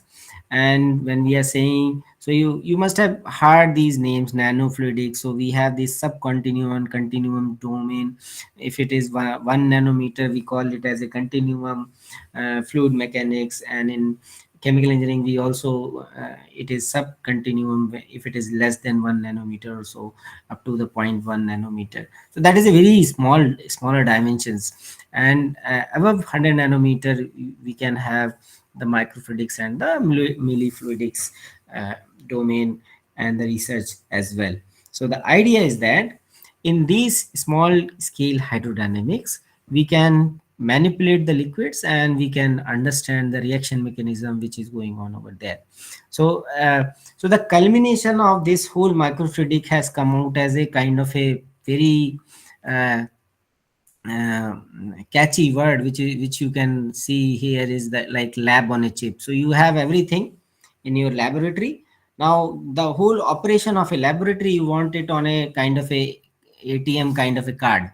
That's it. So that idea is that that same card should have everything. It should have a mixing zone, it should have an injection zone, it should have reaction zone, it should have the waste disposal mechanism, everything it should have. So the idea is that over here, like lab on a chip based devices can be are very well linked with these microfluidic concepts, and there we can work on many other applications. So the whole idea is to have these lab on a chip based miniaturized devices at our disposal and apply it for several applications: biochemical assays, chemical applications where which we are discussing, bioanalyte detection, and the biological applications where each cell, each biosensor, drug screening, several of these things. Now we don't need to cut animals in our laboratory for doing biological experiments. These microfluidic systems are good enough to give us a clue about what is happening inside our body, let's say. Okay, so the idea is that everything which is in traditional techniques, in terms of raw material, in terms of very high equipment, if you have excessive time scale and consumption, and along with the portability issues, all those things can be solved with this lab on a chip technology, where which can save your time. We can see the fabrication, how the fabrication can be done, and along with several other advantages which we can think about from the miniaturizations of the perspective. So if I ask you, if you see this video, let's say for example this video, if you see, so what is happening? So this is a micro channel, and what is happening over here is two fluids which are, let's say, any color dye liquids are coming over here, and what is happening is that they are not mixing with each other. Okay, they are not mixing with it, but our general understanding is they should mix with each other, since they are only water, just that two colors are mixed, fruit color is there, but that is not happening. What is happening is that these two fluids are flowing side by side or in a parallel fashion, okay, without mixing with each other, and this is creating a kind of a interface, fluid interface. Now if you carefully see, this fluid interface can be a very good alternative of your physical membrane kind of a thing, where the membrane has to do a proton transfer from one side to the other side. Okay, now if the proton has to move from here to here, from red to green, it can be easily passed from this fluid interface. We don't need a physical membrane. So if you talk about a fuel cell, we'll discuss that in a little detail in a short while. But the idea is that this is how a microfluidic channel looks like. Of course, you have these syringe pumps. Syringe pump means, let's say you have a syringe. All of you have seen this syringe. Now you have a mechanical pump. So in a controlled manner, you want to drive the fluid. Okay, so these two pipes which you are seeing over here, so these are silicon tubes. Okay, they are driven by, they are connected with the syringe, and then there is a pump which has the syringe fitted over there. So we drive the fluid, because these at this is smaller scale, the pressure drop is very high. As compared to the external domain. So we need pumps to drive it. So here the idea is that we can have a fluid mixture, and we can sort out our energy generation, which I will explain to you. Now, if you see this first picture, what is going on over here is like, if you carefully see, so this is also a micro channel. And what are these are these are your red blood cells, okay, which is in your body. Okay, now what is happening over here, so I'm deviating a little bit from this hydrogen thing. So what my point of view is that, if you carefully see, that these red blood cells are falling in one by one in single line, okay, and this is the same concept which is applied in your flow cytometry, which tells you that whether the cancer cell is still in your body or not. So to confirm that instrument, okay, which is a close to 2 and 3 crore instrument, that has the this kind of a concept which tells you that you are free from the cancer or not. So that is the whole microfluidic concept which is applied over there. So this is just a to give you a glimpse of what is going on through these microfluidic devices. Okay, another dimension, if you have a, let's say, gas liquid flow, okay, and hydrogen is a gas, and oxygen is also a gas, okay, and it can also be a part of any of these systems. So here also you can see that in these microfluidic domain, we can effectively understand how the hydrogen would be reacting with any other gases or liquid, and how effectively the reaction would have been performing as the time passes by. So this is a gas liquid interface which you can create, which one can create through these microfluidic channels.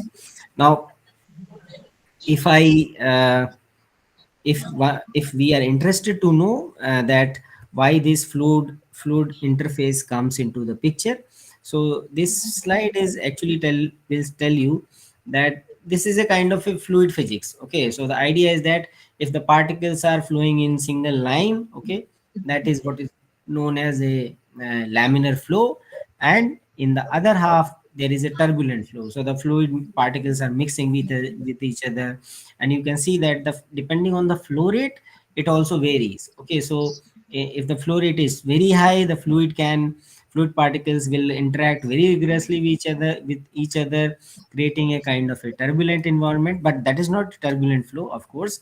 That is just the very vigorous kind of mixing which one can observe from here. And if the particles are flowing, or the fluid streams are in very stable straight line, that flow we call it as a laminar flow. So the here what I showed you is a kind of a laminar flow behavior due to make it kind of a co-flow kind of a system. So how we fabricate these microfluidic devices? Okay, so the question arises over here is how we can fabricate these devices. Many of us, many of you are faculty members, and so you must be worried about how we can fabricate this.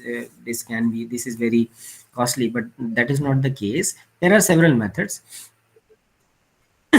So the first one is hot embossing replica. So here you can see that if you have a contact pressing kind of a thing, and if you apply the heat over there, so we can transfer those patterns and give a thermal bonding, and the channels can be fabricated. If we so and there could also be injection molding. Injection molding is like you have a die and you just replicate that die imprints onto any of these polymer surfaces. So PDMS is a very so this channel which I showed you, this is a PDMS kind of a polymer. Okay, so it looks like a transparent gel, but when it gets solidified, it can be given a shape of shape of any device. Okay, and those devices are very much biocompatible in nature, so they can be fitted inside your body as well, and they can be used for several of these applications, including the energy generation and several other things. So the third method is soft lithography, where we are just creating a kind of a mold, and we are creating this kind of a negative patterns over here, and these patterns can be transferred onto this PDMS, which is PDMS is a polydimethyl siloxane kind of a polymer. Okay, and this can be transferred. Now if you peel it, so so you have an open channel over here which one has to close. Now to close this channel, we can do that closing by using either glass slide, which is treated with plasma surface, or any other thing, or we can also close it from Yeah, different perspective. Okay, there. so if I elaborate on this, so you can see this video and try to understand how one can actually fabricate these devices in their laboratory. Now by using the weighing balance, I'm going to put around 40 gram of PDMS first.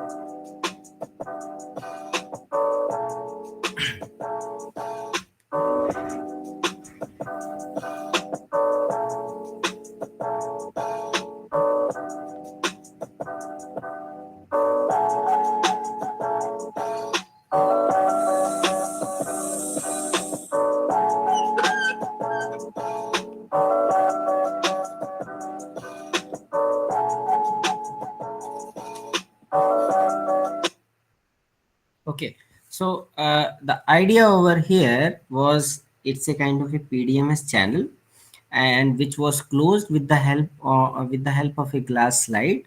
Before closing, the glass slide was treated with the plasma chamber. Okay, so plasma is like a ionized gases, and so as to make this whole glass slide a completely hydrophilic surface. PDMS has a property that it is a kind of a hydrophobic property. Okay, it has a hydrophobic surface, means it doesn't like water. Once the hydrophilic and hydrophobic surfaces combine together, so the whole energy minimizes and the bonding happens over there, so that you can drive any kind of fluid through these channels. So that's the whole idea. So this is a very simple concept in which one can fabricate these devices in their laboratory. Now the question arises that when we are fabricating these devices, we look around several of these instruments.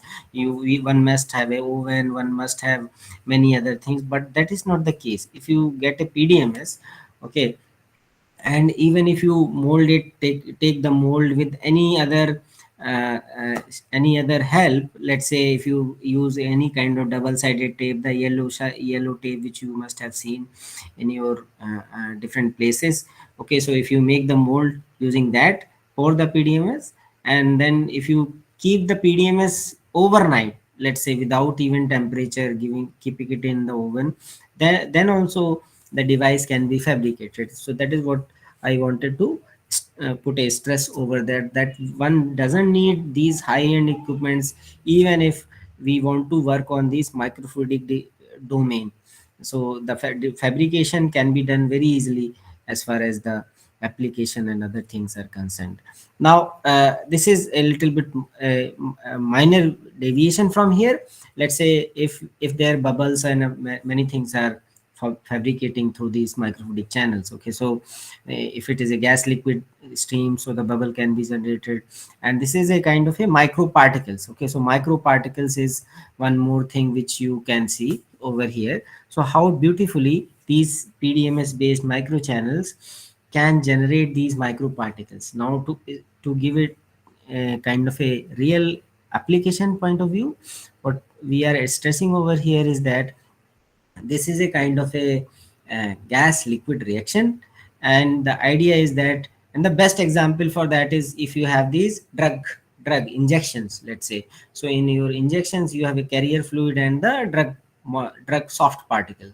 So those soft particles, how they are fabricated, how they are synthesized through these micro channels. Okay, so all these pharma companies which you can think of, they have these small micro reactors running day and night, and they are forming these micro particles in the form of different applications. So that is one area where we are working, where one can work. So in essence, as a part of this introduction, so this whole domain of microfluidics has does many things. Okay, and organ on a chip, tissue engineering, more focused on biology side, and different aspects as well, along with the optics, the fluid mechanics, and the material science as well. And hydrogen generation is one area where people are still interested to know. Now coming to our main topic over here, that is the fuel cells. Okay, so fuel cell, we saw that in the definition is very easy. It should have a closed chamber, for example, separated by a membrane, which is a proton exchange membrane, to transfer proton from one side to the other side. Okay, and if you have these hydrogen and oxygen, so energy can be generated quite easily from here. This Regoni plot will beautifully summarizes our efforts whichever we are working on. So here you can see that as far as these fuel cells are concerned, they have a very high energy density as compared to the power density which the capacitors and the other supercapacitors kind of systems owns. So as long as you are supplying fuel to a fuel cell and the oxidant, we are able to generate energy. So that's a kind of a chemical energy conversion to electrical energy, direct energy conversion from there. Now what we are doing over here, these fuel cells, you must be knowing that it can generate power from several of these megawatts to some milliwatts. So the idea is that we are working on these microfluidic fuel cells to empower these several of these devices. Okay, and like sensors, unattended sensors, or let's say a little bit of cellular labels, standalone systems, or now several of these wearable devices are also coming. So can we empower them? So, and here you can see that this proton transfer is quite efficient over there. So the idea is that if we have a micro channel, okay, and if we are having these water and other things, so here you can see that the hydrogen can be generated through these micro channels. So the idea is that we can have a different kind of fuels. We can have compressed hydrogen, we can have methanol and everything, and the hydrogen yield can be seen uh, from this figure over here. So we can have a different sources of hydrogen, okay, like formic acid or any other thing, and the butane, methanol, alcohols, or any other thing can act as a fuel cell, can act as a fuel for us. So that's what the understanding over here. Now what we are saying is that in this microfluidic fuel cell domain, we have this kind of a two inlet channel, okay. Now in this channel, let us say if I place my electrode in the side walls, and I'm I'm passing one proton source, or the proton source in the name of fuel, and let's say oxygen source in the name of oxygen. And once they are coming together, so they will not mix with each other, as I showed you, okay. So they will flow, so they will flow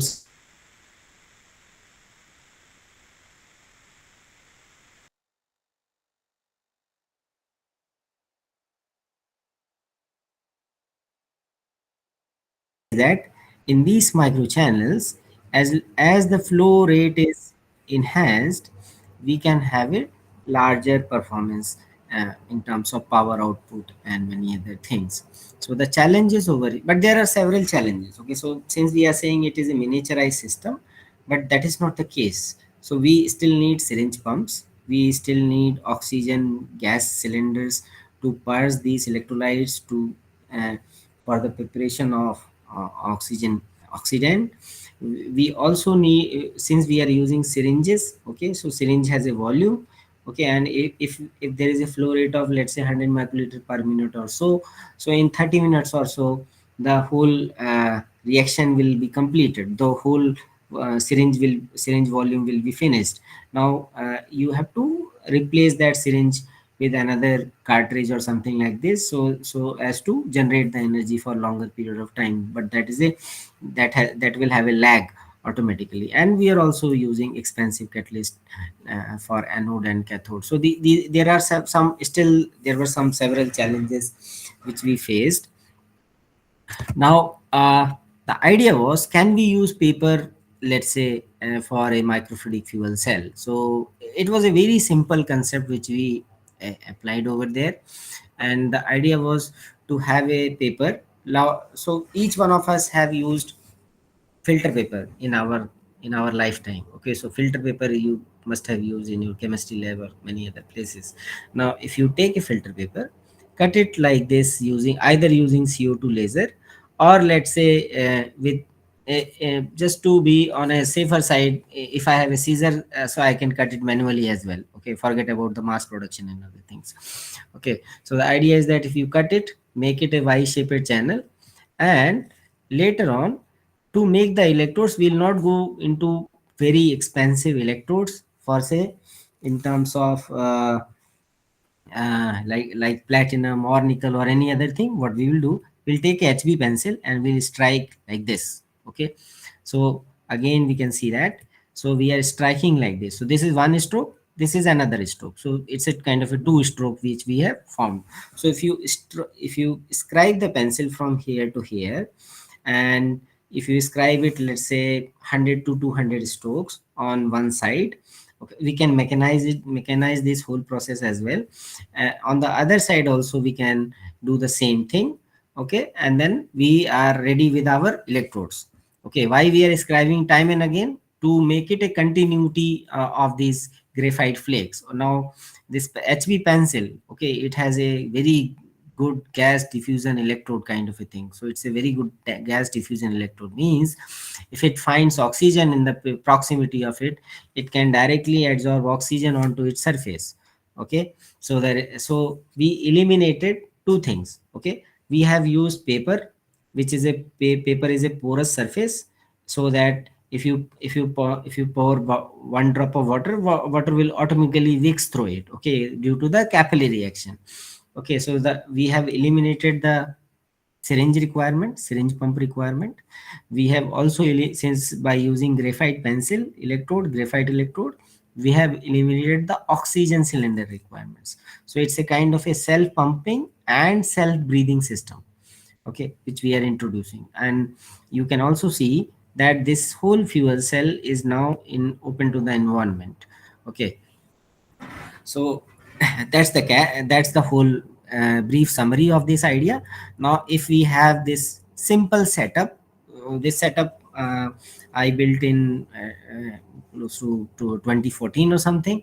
Okay, so here you can see that this is a paper and a pencil setup, and you can see that this connection of a wire with a paper surface is quite tedious. Okay, so how to connect it? So we can connect it with the help of a silver conductive adhesive paste. Okay, so that comes in, that you can purchase. Okay, and we can make the due connections over there, so that the wires are well connected. And let's say the reaction, we are taking an example of a very simple reaction. So the reaction is, let's say if I take formic acid, okay, which will form the CO2 on this on one side of the electrode, or over the anode, it will go for oxidation. It will form CO2, the protons and the electrons over there. And on the cathode side also, since the oxygen is directly coming from the air, the proton is moving from this paper surface from one side to the other side, and the electron is coming from the external circuit. So once the reaction gets completed, we are able to generate energy. Now this you can see that how, once we are scribing the paper, how the paper morphology changes. Okay, so before if you see it in a FESEM, field is scanning microscope. Okay, so here you can see that how these paper fibers look like. But here, after scribing of the pencil, you can see that these graphites particles are well connected, sitting over one another, and we can understand the continuity of those electrodes, so that electrons can transfer from one side to the other side. Now the idea is that so here also we were interested to know whether the fluid interface is also appearing in this case as well. Okay, so we did a very simple experiment. You must have also tried in your 12th class as well. So if you have a formic acid, just mix the methyl orange, and let's say from the other side H2SO4 is coming, and if you're passing them, you can see that the protons are diffusing from one side to the other side. Diffusion is a very simple phenomenon. If you drop a ink in a glass of water, the way ink percolates through these water surface, okay, water molecules, that's what the diffusion is all about, nothing else. Okay, so the idea is that we can have this kind of a fluid interface here as well. Now as I told you that the CO2 is also forming on one side of this electrode.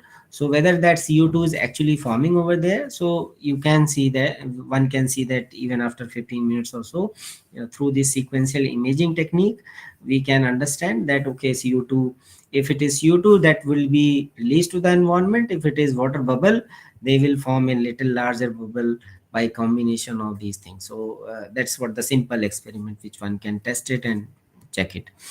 Other methods are also available for us. Now coming to the energy perspective, whether if we are able to generate energy for longer period of time. So since this is a paper, so that will require very small fluid volume, let's say 1 ml of fuel. Okay, and that will run this fuel cell. Of course the power outputs are very low over here, but the idea is that, are we really able to generate energy from this concept? That was the whole idea was initially. So for 1 ml of fuel along with electrolyte for this 1000 minutes. Okay, so 1000 minutes is close to 16-17 hours or so, and close to 1 day we were able to generate energy. Now as I said, that we can vary the number of strokes of pencils as well. So if you vary the number of strokes of pencils, we can also generate energy in different outputs. Okay, so the open circuit voltage varied as we are stroking the pencils in a very simple fashion in the laboratory, manually and doing everything. Okay, so because we are building the concept, whether the proof of concept is still with us or not. So that was the whole idea here. So you can see that 200 strokes were the optimum at which we can generate the energy. Now the whole idea is that are we really so the idea is that we can change the fuel combination, the electrolyte combination at any point of time. So the next target is, can I generate water energy for much enhanced capacity? So that can be generated by using different combinations of fuel and oxidant. So that is not the problem over there. So but the idea is that we were able to generate energy for a very long period of time. And here in this concept, if you see closely, so these are some of the inlets, and this is a very kind of a absorbent pad which is kept at the outlet, which is known as which is a kind of a tissue paper or any other paper. Okay, any other paper, we can keep it at the outlet, so that the fluid, the fresh reactants are supplied to this whole fuel cell surface between these two electrodes.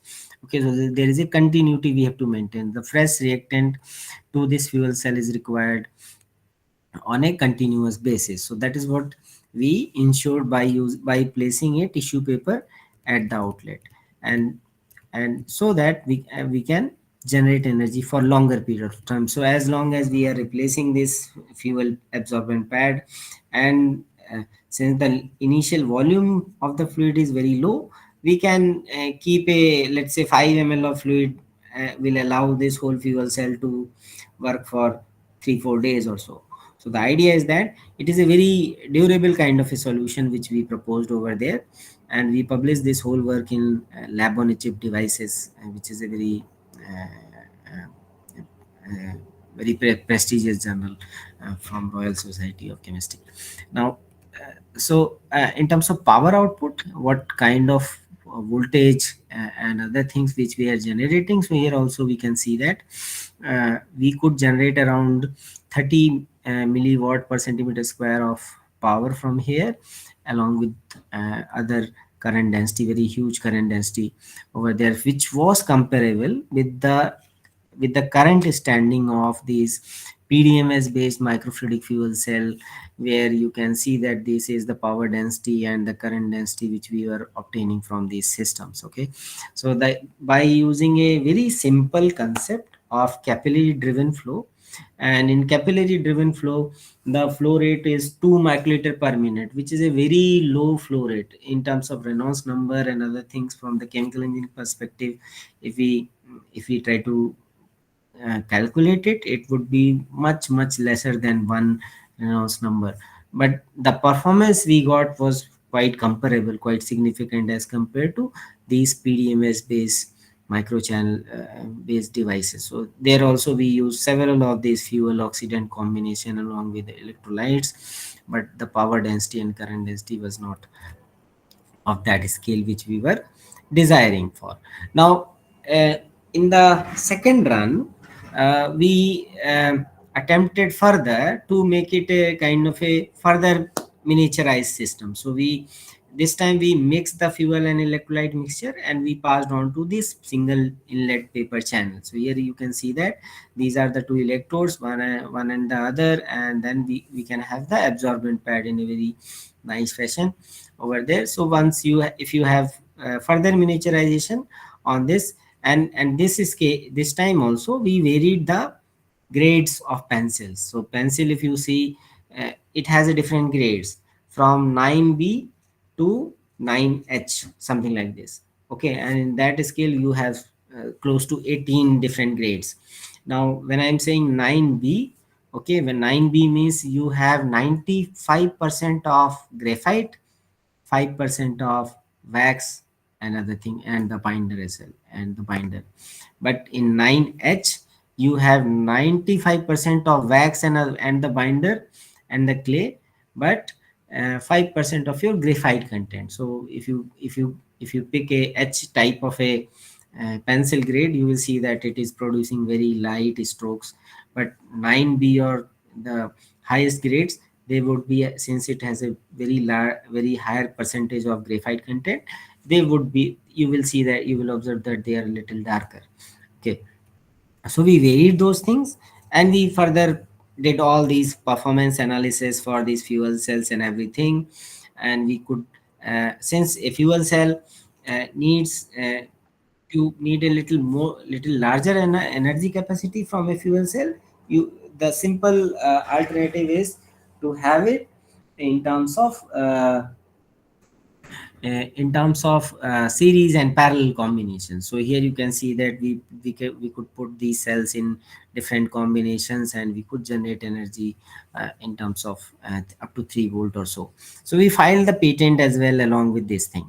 Now, so the idea was we proved the concept. Okay, now there is a porous membrane which is required. So let's take paper as a porous membrane, and if it can be given a kind of a different fuel and combination, so that so where to apply these things. Okay, so the idea was to, so we got this flexible nature of this fuel cell along with different combinations. So we did some rigorous experimentations. Okay, in terms of this whole concept, we changed different fuel and electrolyte combinations, and we have the best competitor is like a battery. Okay, so we gave this whole fuel cell the shape of a battery.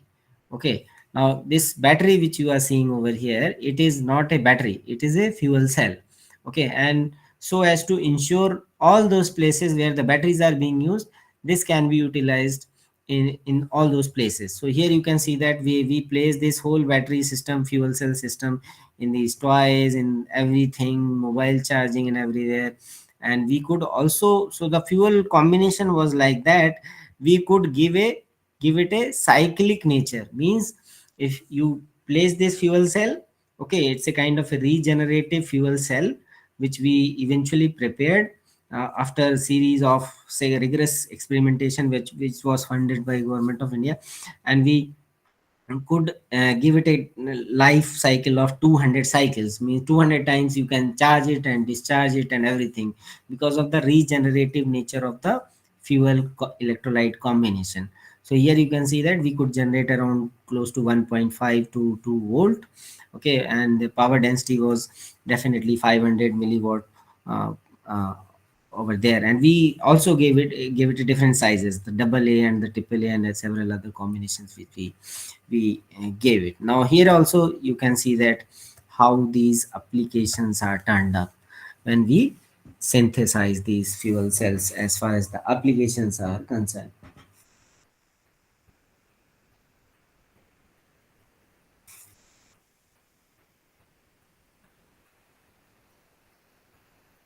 Okay, so so that is the whole idea. Okay, so we filed the patent and everything, and we transferred this technology to the industry. Okay, so this technology is now with the industry, so they are fabricating it, and we are in the process of taking the due certifications before we bring it to the market. So the idea is that we developed this whole thing along with the different combinations. So this is the comparison. Okay, so we have these, all these things. We have these energizer, nickel metal hydride, rechargeable batteries, the Dura cells and everything. So these cells which we formed, these microfluidic micro fuel cell. Okay, so here also you can see that it is quite combinations, and as long as the time frame is concerned. Okay, so the idea was that it was very performing very nicely as compared to the cost, considering the cost parameters as well. A rechargeable battery uh, we get in around 200 rupees or so, 150 rupees or so, but this micro fuel cell can cost around hardly 20 rupees, that too with a cyclic nature. Okay, so it can be charged, discharged and everything. So here also we had the advantage. So I was talking about regenerative kind of a thing. So that proof of concept is coming from here.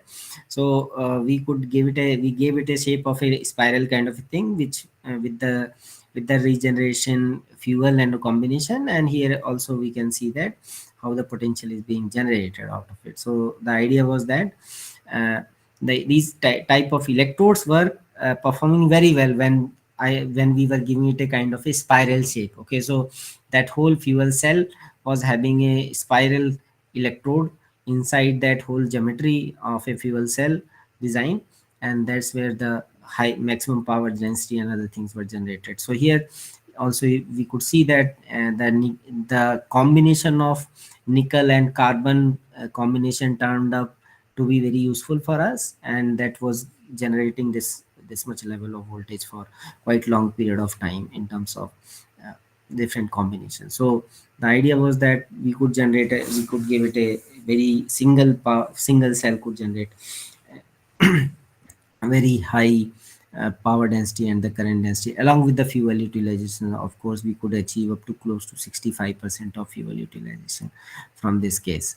Now, just to brief you, it may not be concerned with many of you how the fluid gets is derived through these paper channels. Okay, so this is the mathematical calculations which talks about the balance between the capillary force and the viscous force along with the inertial force. So if you combine it, so there is a very nice Lucas-Weisband equation which actually uncovers the physics of this fluid, which can be derived from here.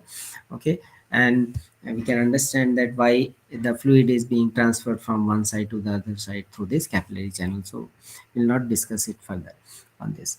Now, so the same concept in the same line, we were also interested to know that can this whole paper pencil kind of a system is still applicable for, let's say, for different sensing applications. So can I apply the same paper pencil device for a kind of a newer concept which is known as flow induced voltage generation? Now flow induced voltage generation has a application for different combinations, different applications. Like if you have a grid kind of a surface, and if it is coated with any of these carbonaceous material like graphene, like copper, or any other metallic particles can be deposited onto it, and if you pour water over here, and if you pass the water onto this surface, okay, so can energy be generated? So let's say if this is the concept over here, and if we are flowing this water at a 100 ml per minute flow rate, which is a kind of a jet flow rate kind of a thing. So the idea here is that if it is a carbon surface, if it is a conductive surface, solid surface, okay, solid conductive surface, and if a droplet is sitting onto its surface, for example, which is a kind of a salt water, for example, salt water, and if this droplet is dragged over here, so there is a charge distribution over there, and this charge distribution is enough to generate a kind of a potential difference onto its solid liquid interface, and we can generate energy. But let's say if it is a droplet, the potential is generated, but if it is a liquid film, no potential is generated, even if it is a solid liquid interface and the solid is like a conductive surface. So that is the idea. If it is a film, we are not getting any potential. If it is a droplet sitting over there, we are getting some potential. So how to generate over these surfaces energy from these surfaces? So the idea is that, let's say if I have a grid kind of a pattern, so that if we can have an inherent droplet generation, where you can see over here these dotted lines, so it's a kind of a inherent droplet generation and the charge distribution, and if that is actually successfully achieved, again the potential can be generated. So that was the same concept which is applied over here in these grids, the metallic grids, over which any of these carbonaceous material can be deposited, the carbon nanotube, the graphene, or any other nanoparticles which can be deposited over here. And if the water is passed through this, we can generate energy out of it. Now this is the same concept on which this whole flow induced voltage generation was actually demonstrated. And the very first paper on this flow induced voltage generation was demonstrated by Professor A.K. Sood, who is now the current scientific advisor to the government of India, Professor A.K. Sood, who has recently established this ANRF and other things. So he actually proved this whole concept of flow induced voltage generation, which was published in Science journal. Now here the challenge was that, so the challenge was that here the flow rate was very high, 100 ml per minute or so. There was a very huge complicated setup which was utilized to generate energy, which from there, because they were using CVD, chemical vapor deposition kind of a thing, to grow graphene on these surfaces. Okay, let's say this is a grid surface and we are growing graphene onto this. Process would grow graphene onto this surface, and it generated some very minor voltage, which was very nice from the proof of concept perspective, which, and that was widely accepted in scientific community. But there was a challenge. So the challenge was that, can we generate this, since the energy output is very low, can we generate through paper, in a paper system as well here itself? So we thought that, can we generate energy out of using this paper pencil system which we utilize just now? So we again went to the same paper pencil system. Okay, now since a paper, if you closely see, I showed you that it has a fibrous network, and these fibers are not well arranged. They are not well arranged. Of course the porosity is there, everything is there, but the fibers are not well arranged. So how to coat them, these fibers, and use this paper fibrous surfaces as a grade? Okay, and how to deposit this with graphene surface, let's say. Okay, so we passed, from one side we passed the DI water, from other side we passed, uh, let's say, the graphene oxide. Okay, from one side we passed hydrogen, from other side we passed graphene oxide. So while this, since this is a still a paper surface, so these two liquids will flow uh, automatically from this system. And if you are depositing it for a little longer period of time, let's say 2 to 3 hours, so the deposition will be completed. Now if you carefully see this picture, you can see that half side of the channel is deposited with graphene, other side reduced graphene, and the other side is more or less, it's a kind of a blank half. Okay, it's a clean half. So now this is the whole setup. So eventually we created a kind of a reduced graphene oxide concentration gradient from one side to the other side, uh, so as to ensure a very large potential difference between these two electrodes. Okay, now if you pass, and we pass several of these ions, we pass salt water, we pass potassium chloride, magnesium chloride, many of these ions, and we saw that, can we generate energy out of it? Okay, so the paper, what the paper is doing for us, paper is translating the solution into droplets. Okay, since we are again we are again placing our adsorbent pad over here, so we are making a kind of a, we are ensuring a continuous or the constant flow of liquid uh, through this whole channel or the device which we are discussing over there. So so that's what the idea was. So here you can see that this is a FESEM picture of a paper fiber, paper surface, and here also you can see that once the deposition is completed, we can have these small pores which is present over there. So in AFM, which is a atomic force microscopy, in very high resolution, you can see that how these fibers, paper fibers, are deposited with multi layers of graphene oxide. Okay, so multi layers of reduced graphene oxide are deposited onto it. One layer of graphene oxide has a thickness of 0.3 nanometer or so, but if it is multi layer, so it can be around close to 1 nanometer or 3 nanometer or so, which is quite sufficient to generate energy out of it. So we thought that, can we generate energy out of this whole system? Okay, so if you pass plain DI water onto this paper pencil system with the deposition of RGO, we can see that we are generating a little bit of 100 millivolts or so. Okay, but if we are passing 0.6 molars of DI water and NaCl combination, we are generating close to 280 or 250 millivolts of potential from here. Now many of you may be thinking that this is a very low voltage where it is utilized. So best example I can give you, that let's say these pacemakers. Okay, so we are using these pacemakers in our daily life. Some of us, some of people have been operated with this pacemaker system. Now a pacemaker requires, if you carefully see, it requires a 20 millivolt of a signal. Okay, 20 millivolts. So this 20 to 30 millivolt is enough to control your heart rate.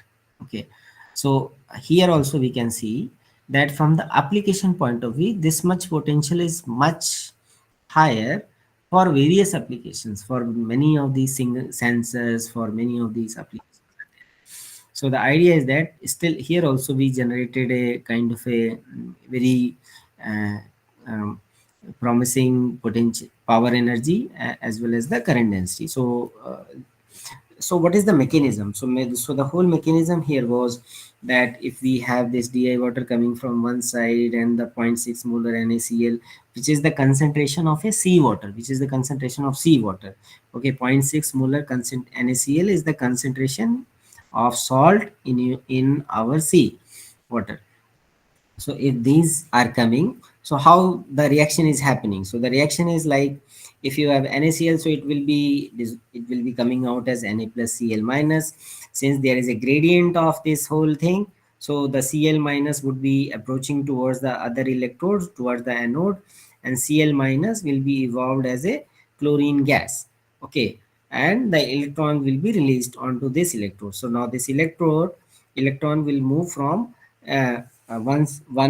from this side to the other side, and where the Na plus is sitting, so Na plus will be reduced, okay, as a sodium metal sitting over there. Okay, so it can be deposited onto those pores which I showed you, and it will deposit it as the sodium metal sitting in these between these paper fibers, and the energy would be generated. So we varied different ions, okay, because it was a anionic kind of a redox reaction based mechanism over here, and we could see that we could generate energy for various of these combinations. So the idea was that we could generate energy for these by using very simple concept of paper pencil fuel cell, okay, paper pencil device, and we could generate energy of that same nature which we demonstrated for various applications. So here the flow rate is very low, still we are getting a very promising results. So that is the whole outcome which we got from here, and then we published this result as well in Lab on a Chip journal. Now, other than this whole work, we are also working on zinc ion batteries. Okay, so zinc ion batteries, if you see, so we have zinc, and then the other half is cathode over there. So it could be any carbon electrode. So between this, so this is a very recent work which we published uh, using this for this recent zinc and the RgO-V2O5 SiO2 combination. So it was a hybrid material which we developed in our laboratory, which we synthesized, and we generated energy out of it. So this is the whole reaction which is happening on these, and we fabricated these pouch cells. So here you can see that this is a series combination of pouch cells. So 10 pouch cells of each one was giving 1.2 volts, so close to 1000 mAh of this battery which we fabricated. So this is a very initial result which is actually presented in this slide. There were advanced results also which we reported to this journal. So the idea was that here the combination of this RgO-V2O5 SiO2 made a very large cage-like structure where the ions could be easily transfer from one electrode to the other electrode and back and forth. So this could be recharged, could be charged for more than thousands, 100 cycles or so.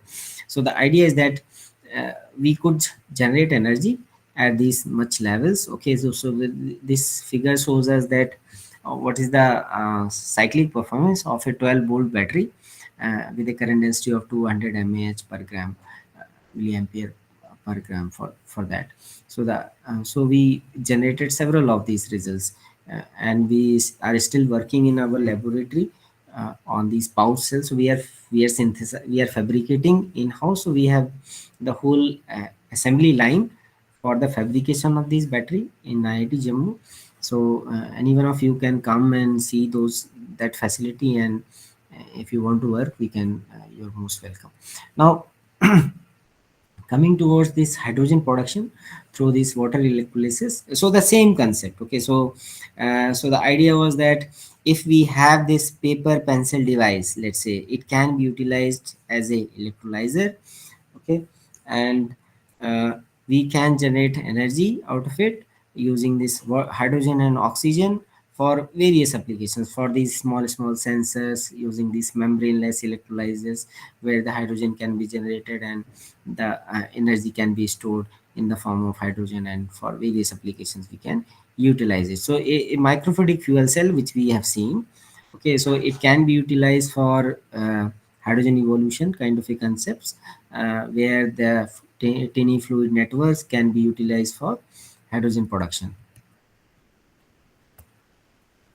Now, what is the concept? So the concept here, it's a kind of a membraneless electrolyzer which I just demonstrated that since this is a membraneless interface, the proton can transfer from one side to the other side, and the electrolyzers could be very easily for hydrogen production. So here the idea is that if you have these two electrolyte, if you pass from here, from the back side of the channel, and the proton is moving from one side to the other side, so from this two inlet system we can have this hydrogen from one inlet and oxygen from the other inlet. So it's a kind of a evolution of this whole reaction into this whole very small microfluidic system. So that's the beauty of this microfluidic channels, which any one of us can apply and test the whole system. So rather than alkaline electrolyzers and proton exchange membrane electrolyzer at this scale, I'm emphasizing the scale also.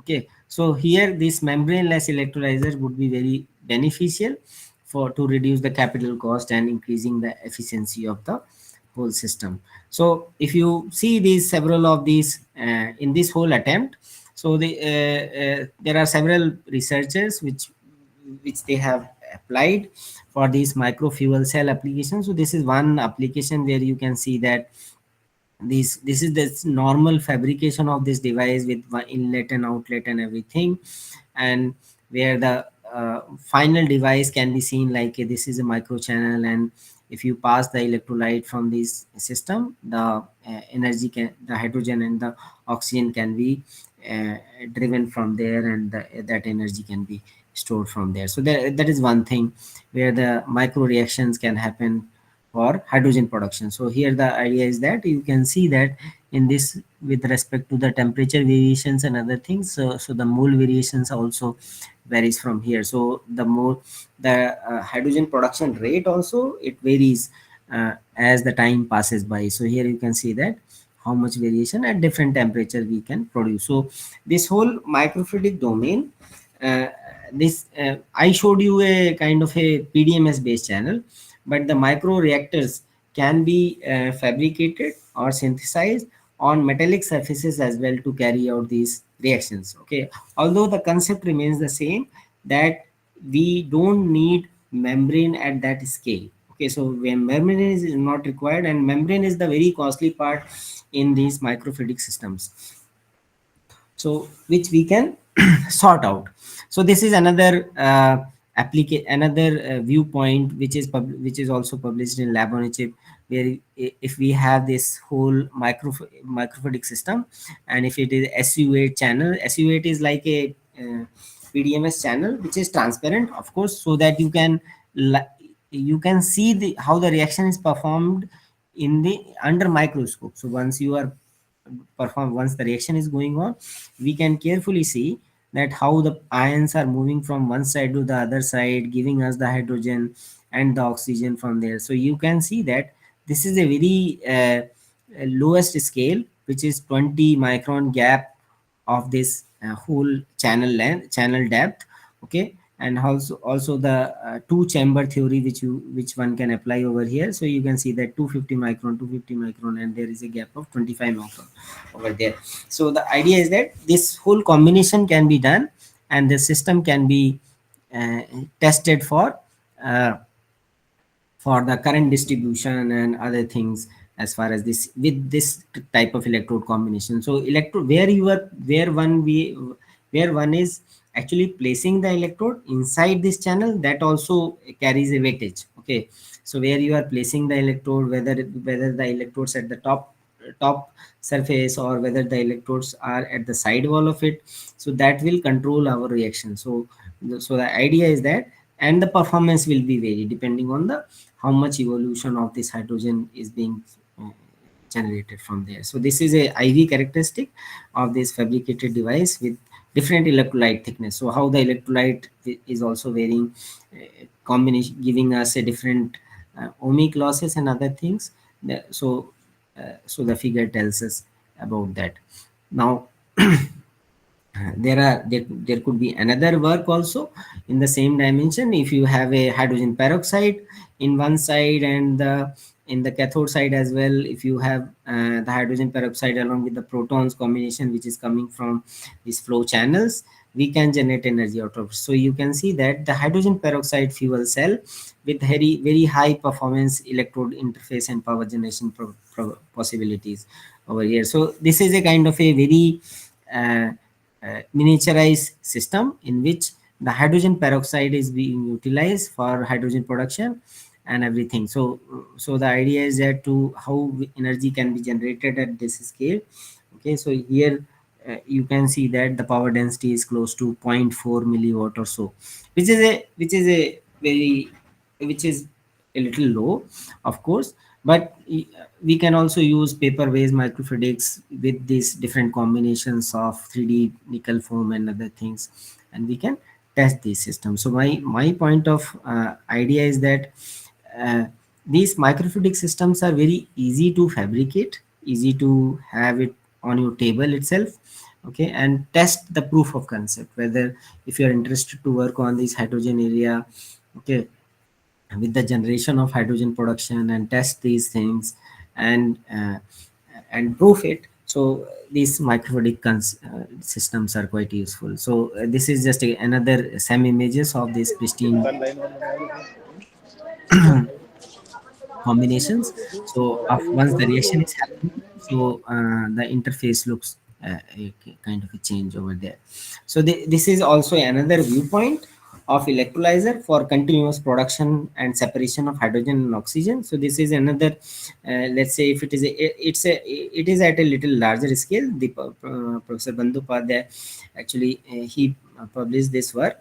So here if you have a solar panel and other things, so if you have two combinations, so careful separation of hydrogen and oxygen inside this patented technology can be also replicated in the absence of solar panel. So this is in the absence of solar panel, and this is with the presence of solar panel.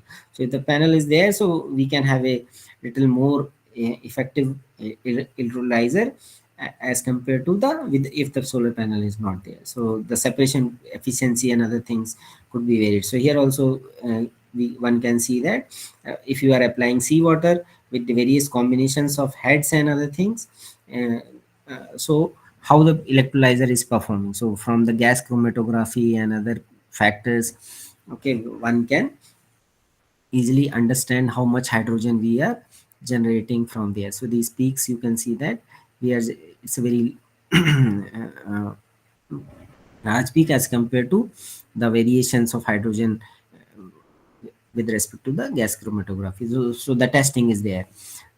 This is another concept which talks about that if we have a combination of these cathode catalyst and anode catalyst, and if we are passing the air inside these, and if we are sandwiching these things, so you can see that this is how the whole channel looks like.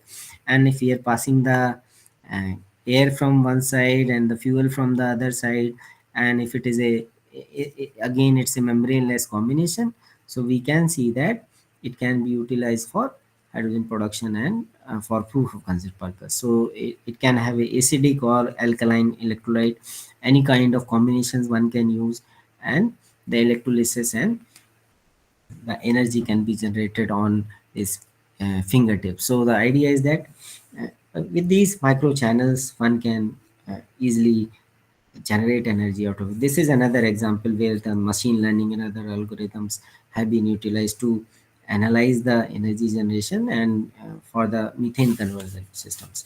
So through these micro channels and other things. So these are some of the concepts which I just put in for your reference, that the whole technology is still under evolution, okay, under research, and a lot of people are still working on these miniaturized scales where these reactions can be performed for efficient hydrogen generation using these microfluidic technology. So the whole combinations could be applied, okay, and along with different angles, different electronics, one can connect with these things to analyze the whole system in a very efficient manner.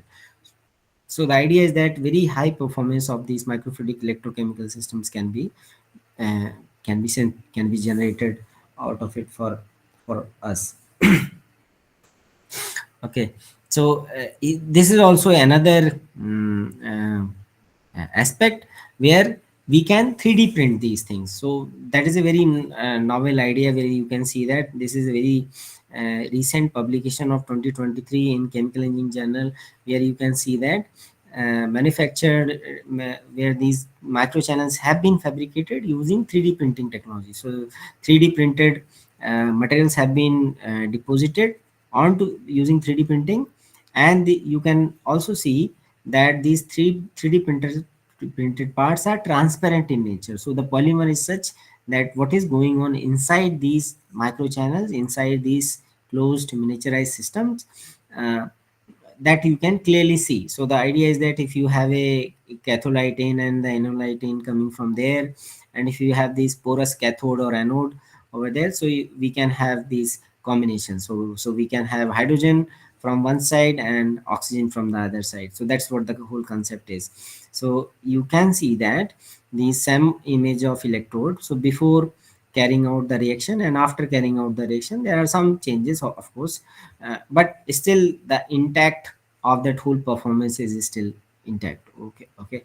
So the idea is that these devices can be repeatedly tested, and so the kind of a additive manufacturing which can be tested over there, and the analysis of this electrochemical performance in terms of linear sweep voltammetry or galvanostatic electrochemistry can also be applied to test whether this, since it's a fuel cell, definitely there is it's a flowing medium, so there is a internal resistance associated with it. So there would be ohmic losses as well and several other losses along with that.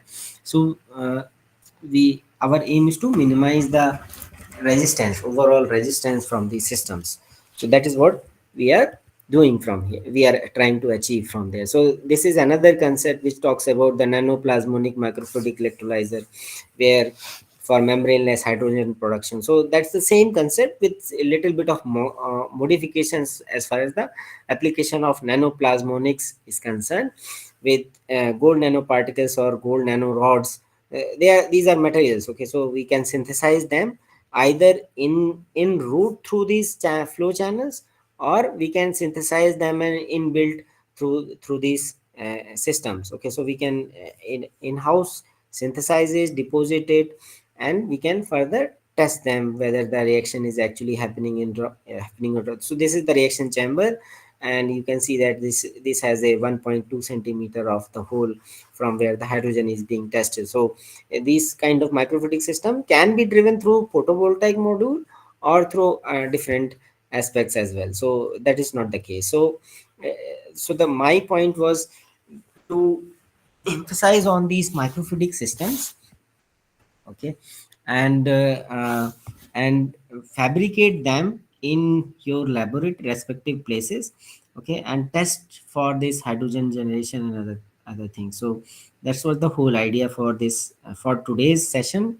In tomorrow's session we will be going towards a little fundamental level of this micro scale, and we'll be looking at the energy perspective, how much energy is generated, how to analyze the electrochemical performance at this scale. We'll also see what are the energy parameters which one can look into it, Okay, we'll also see the material perspective, how the what are the durabilities of these systems, that we will see in tomorrow's session, which is there. So so this is it from my side. uh, so in my laboratory at IIT Jammu, there we have these PhDs, and the PhD scholars as well. So I have been in collaboration with different institutions, the CSR labs, the Government of India, MSME, and different aspects, along with the professors from different universities and IITs. These are the supervisors uh, whom I am still working with on different aspects. So yeah, thanks. Thank you, Dr. Ravi Kumar Arun, sir. Now it's a question and answer. So participants, if you have any questions, please you can interact with sir.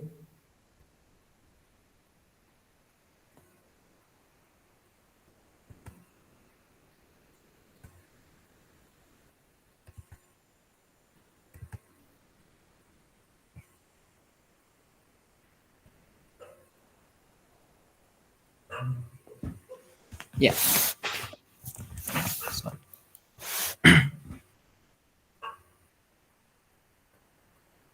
Sir, you can stop presentation, Ravi sir. Okay. Yes. Participants, if you have questions, please, you're most welcome. Hello, sir. Yeah. Yes, my name is Dr. P. Sudhakar from Dayanand Sagar College of Engineering. Yes. It was a very good presentation from your side. I want to ask some basic suggestion. You have Yes. said that membraneless fuel cells are Yes. the order of the day to reduce the losses. Yes. So towards renewable energy or towards carbon capture to be less, can we Yes. use biocomposites as membranes for fuel cells? Yeah. We can use biocomposites as well as the you want to use them as electrode materials. Actually, with respect to electrodes, Yeah, so previously. that is what I am saying. So let us say if you are synthesizing these biocomposite materials, okay, so we can dropcast them onto these channels, okay, wherever you want them, okay, because the paper channel, because the channel of these micro channels, like even if they are PDMS based or any other metallic based, so in the form of layers we can deposit them, and we can use them as electrode surfaces, and we can test their efficacy in terms of hydrogen evolution and other factors. Yes, sir. Thank you, sir. Thank you for your insight. Yes. I am Dr. Sanjay from Kurkute from Shirdi, Maharashtra. G. Yes. Actually, I am working on powertrain module design development, Okay. and also I am finding the alternate fuel technology solution for the startup which I have started for electric vehicle. Okay. So I want some suggestion from your side that for the hydrogen based alternate fuel technology. And right now currently people are working on doing all these vehicle technology on battery operation, but Yes. hydrogen based technology is also right now started. So what is your suggestion for the, is it compared to the battery technology regarding that? So I was trying to shift my all the startup work for the alternate fuel technology in our Okay. So you want to go with this EV based, other than this EV system, you want to adopt the hydrogen based technology. yes Am I yes right? yes yes Yes. yes yes Okay. So the scale at which we are discussing, okay, so there it would be required in terms of the cell combinations. These individual cells can be stacked together, okay, and the hydrogen can be collected through these smaller micro channels, and that can derive the EV eventually. So that is one solution which I can propose. Another solution is the flow batteries. Okay, so the flow batteries, like your whole solution is flowing in a stationary system, okay, and your fuel and electrolyte combination is there, so that is flowing, and that can be tested for the hydrogen evolution. So the hydrogen is being utilized for EV purpose, and then it is again coming back to the system to again reutilize as a input stream, uh, as far as this hydrogen technology is concerned. So that is the two things which we can think of as of now. As far as techno-commercial details are concerned, how you can suggest us? Techno-commercial solution is concerned. So these micro channels which I was showing, they are very cost effective to fabricate them. Okay, we can scale them, and there is also, since I talked about the 3D printing technology, okay, so we can put them on a mass scale very easily. So the, as far as that feasibility of the technology is concerned, there is no solution, there is no issue as far as my understanding goes. We can discuss it in a little more detail if you wish. Yeah. Okay, sir. Thank you. In future, I will be in touch with you, and Yes. we will see about that. Yes. Yes. Thank you.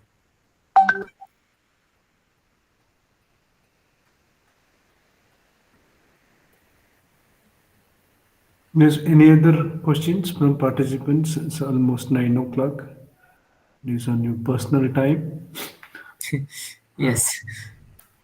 So anyway, it is my sincere thanks to Dr. Ravi Kumar Arun sir to join on time. So I'm well in time. So and delivered your nice insight on this micro scale the fuel cell. It's really informative. Almost 160, 70 participants. They were in online from across different 21 state. The faculties and PhD scholar and some PG scholar also. So it will be informative. Probably it will be reached to 180. So people they listened. So we are sharing this recorded video. The video is Yeah. recorded. No issue. We'll sharing it. So anyway, so you will be joining tomorrow. So 6 o'clock. Yes. Yes. Yes. Yeah. So I like to give my heartfelt thanks by tomorrow evening. Thanks. Now it's have a nice day. Have a good night. So before that, I'd like to give one information to the participants that feedback for this session. So session 5 and 6, we are sharing it in your email as well as going to share in WhatsApp. Kindly give your feedback about on 5 scale rating. And moreover, what you call that in your attendance, we are going to check on your the time of entry here as well as your feedback. So please, you can ensure that you are filled your feedback. So thanks for your cooperation. So now we are closing our session Thank on you. third day. So 6. Thank you. Thank you, Dr. Ravi sir. Good night, sir. Good night. So we are closing meeting today. Thank you. Network Center, could you please stop recording it? Network.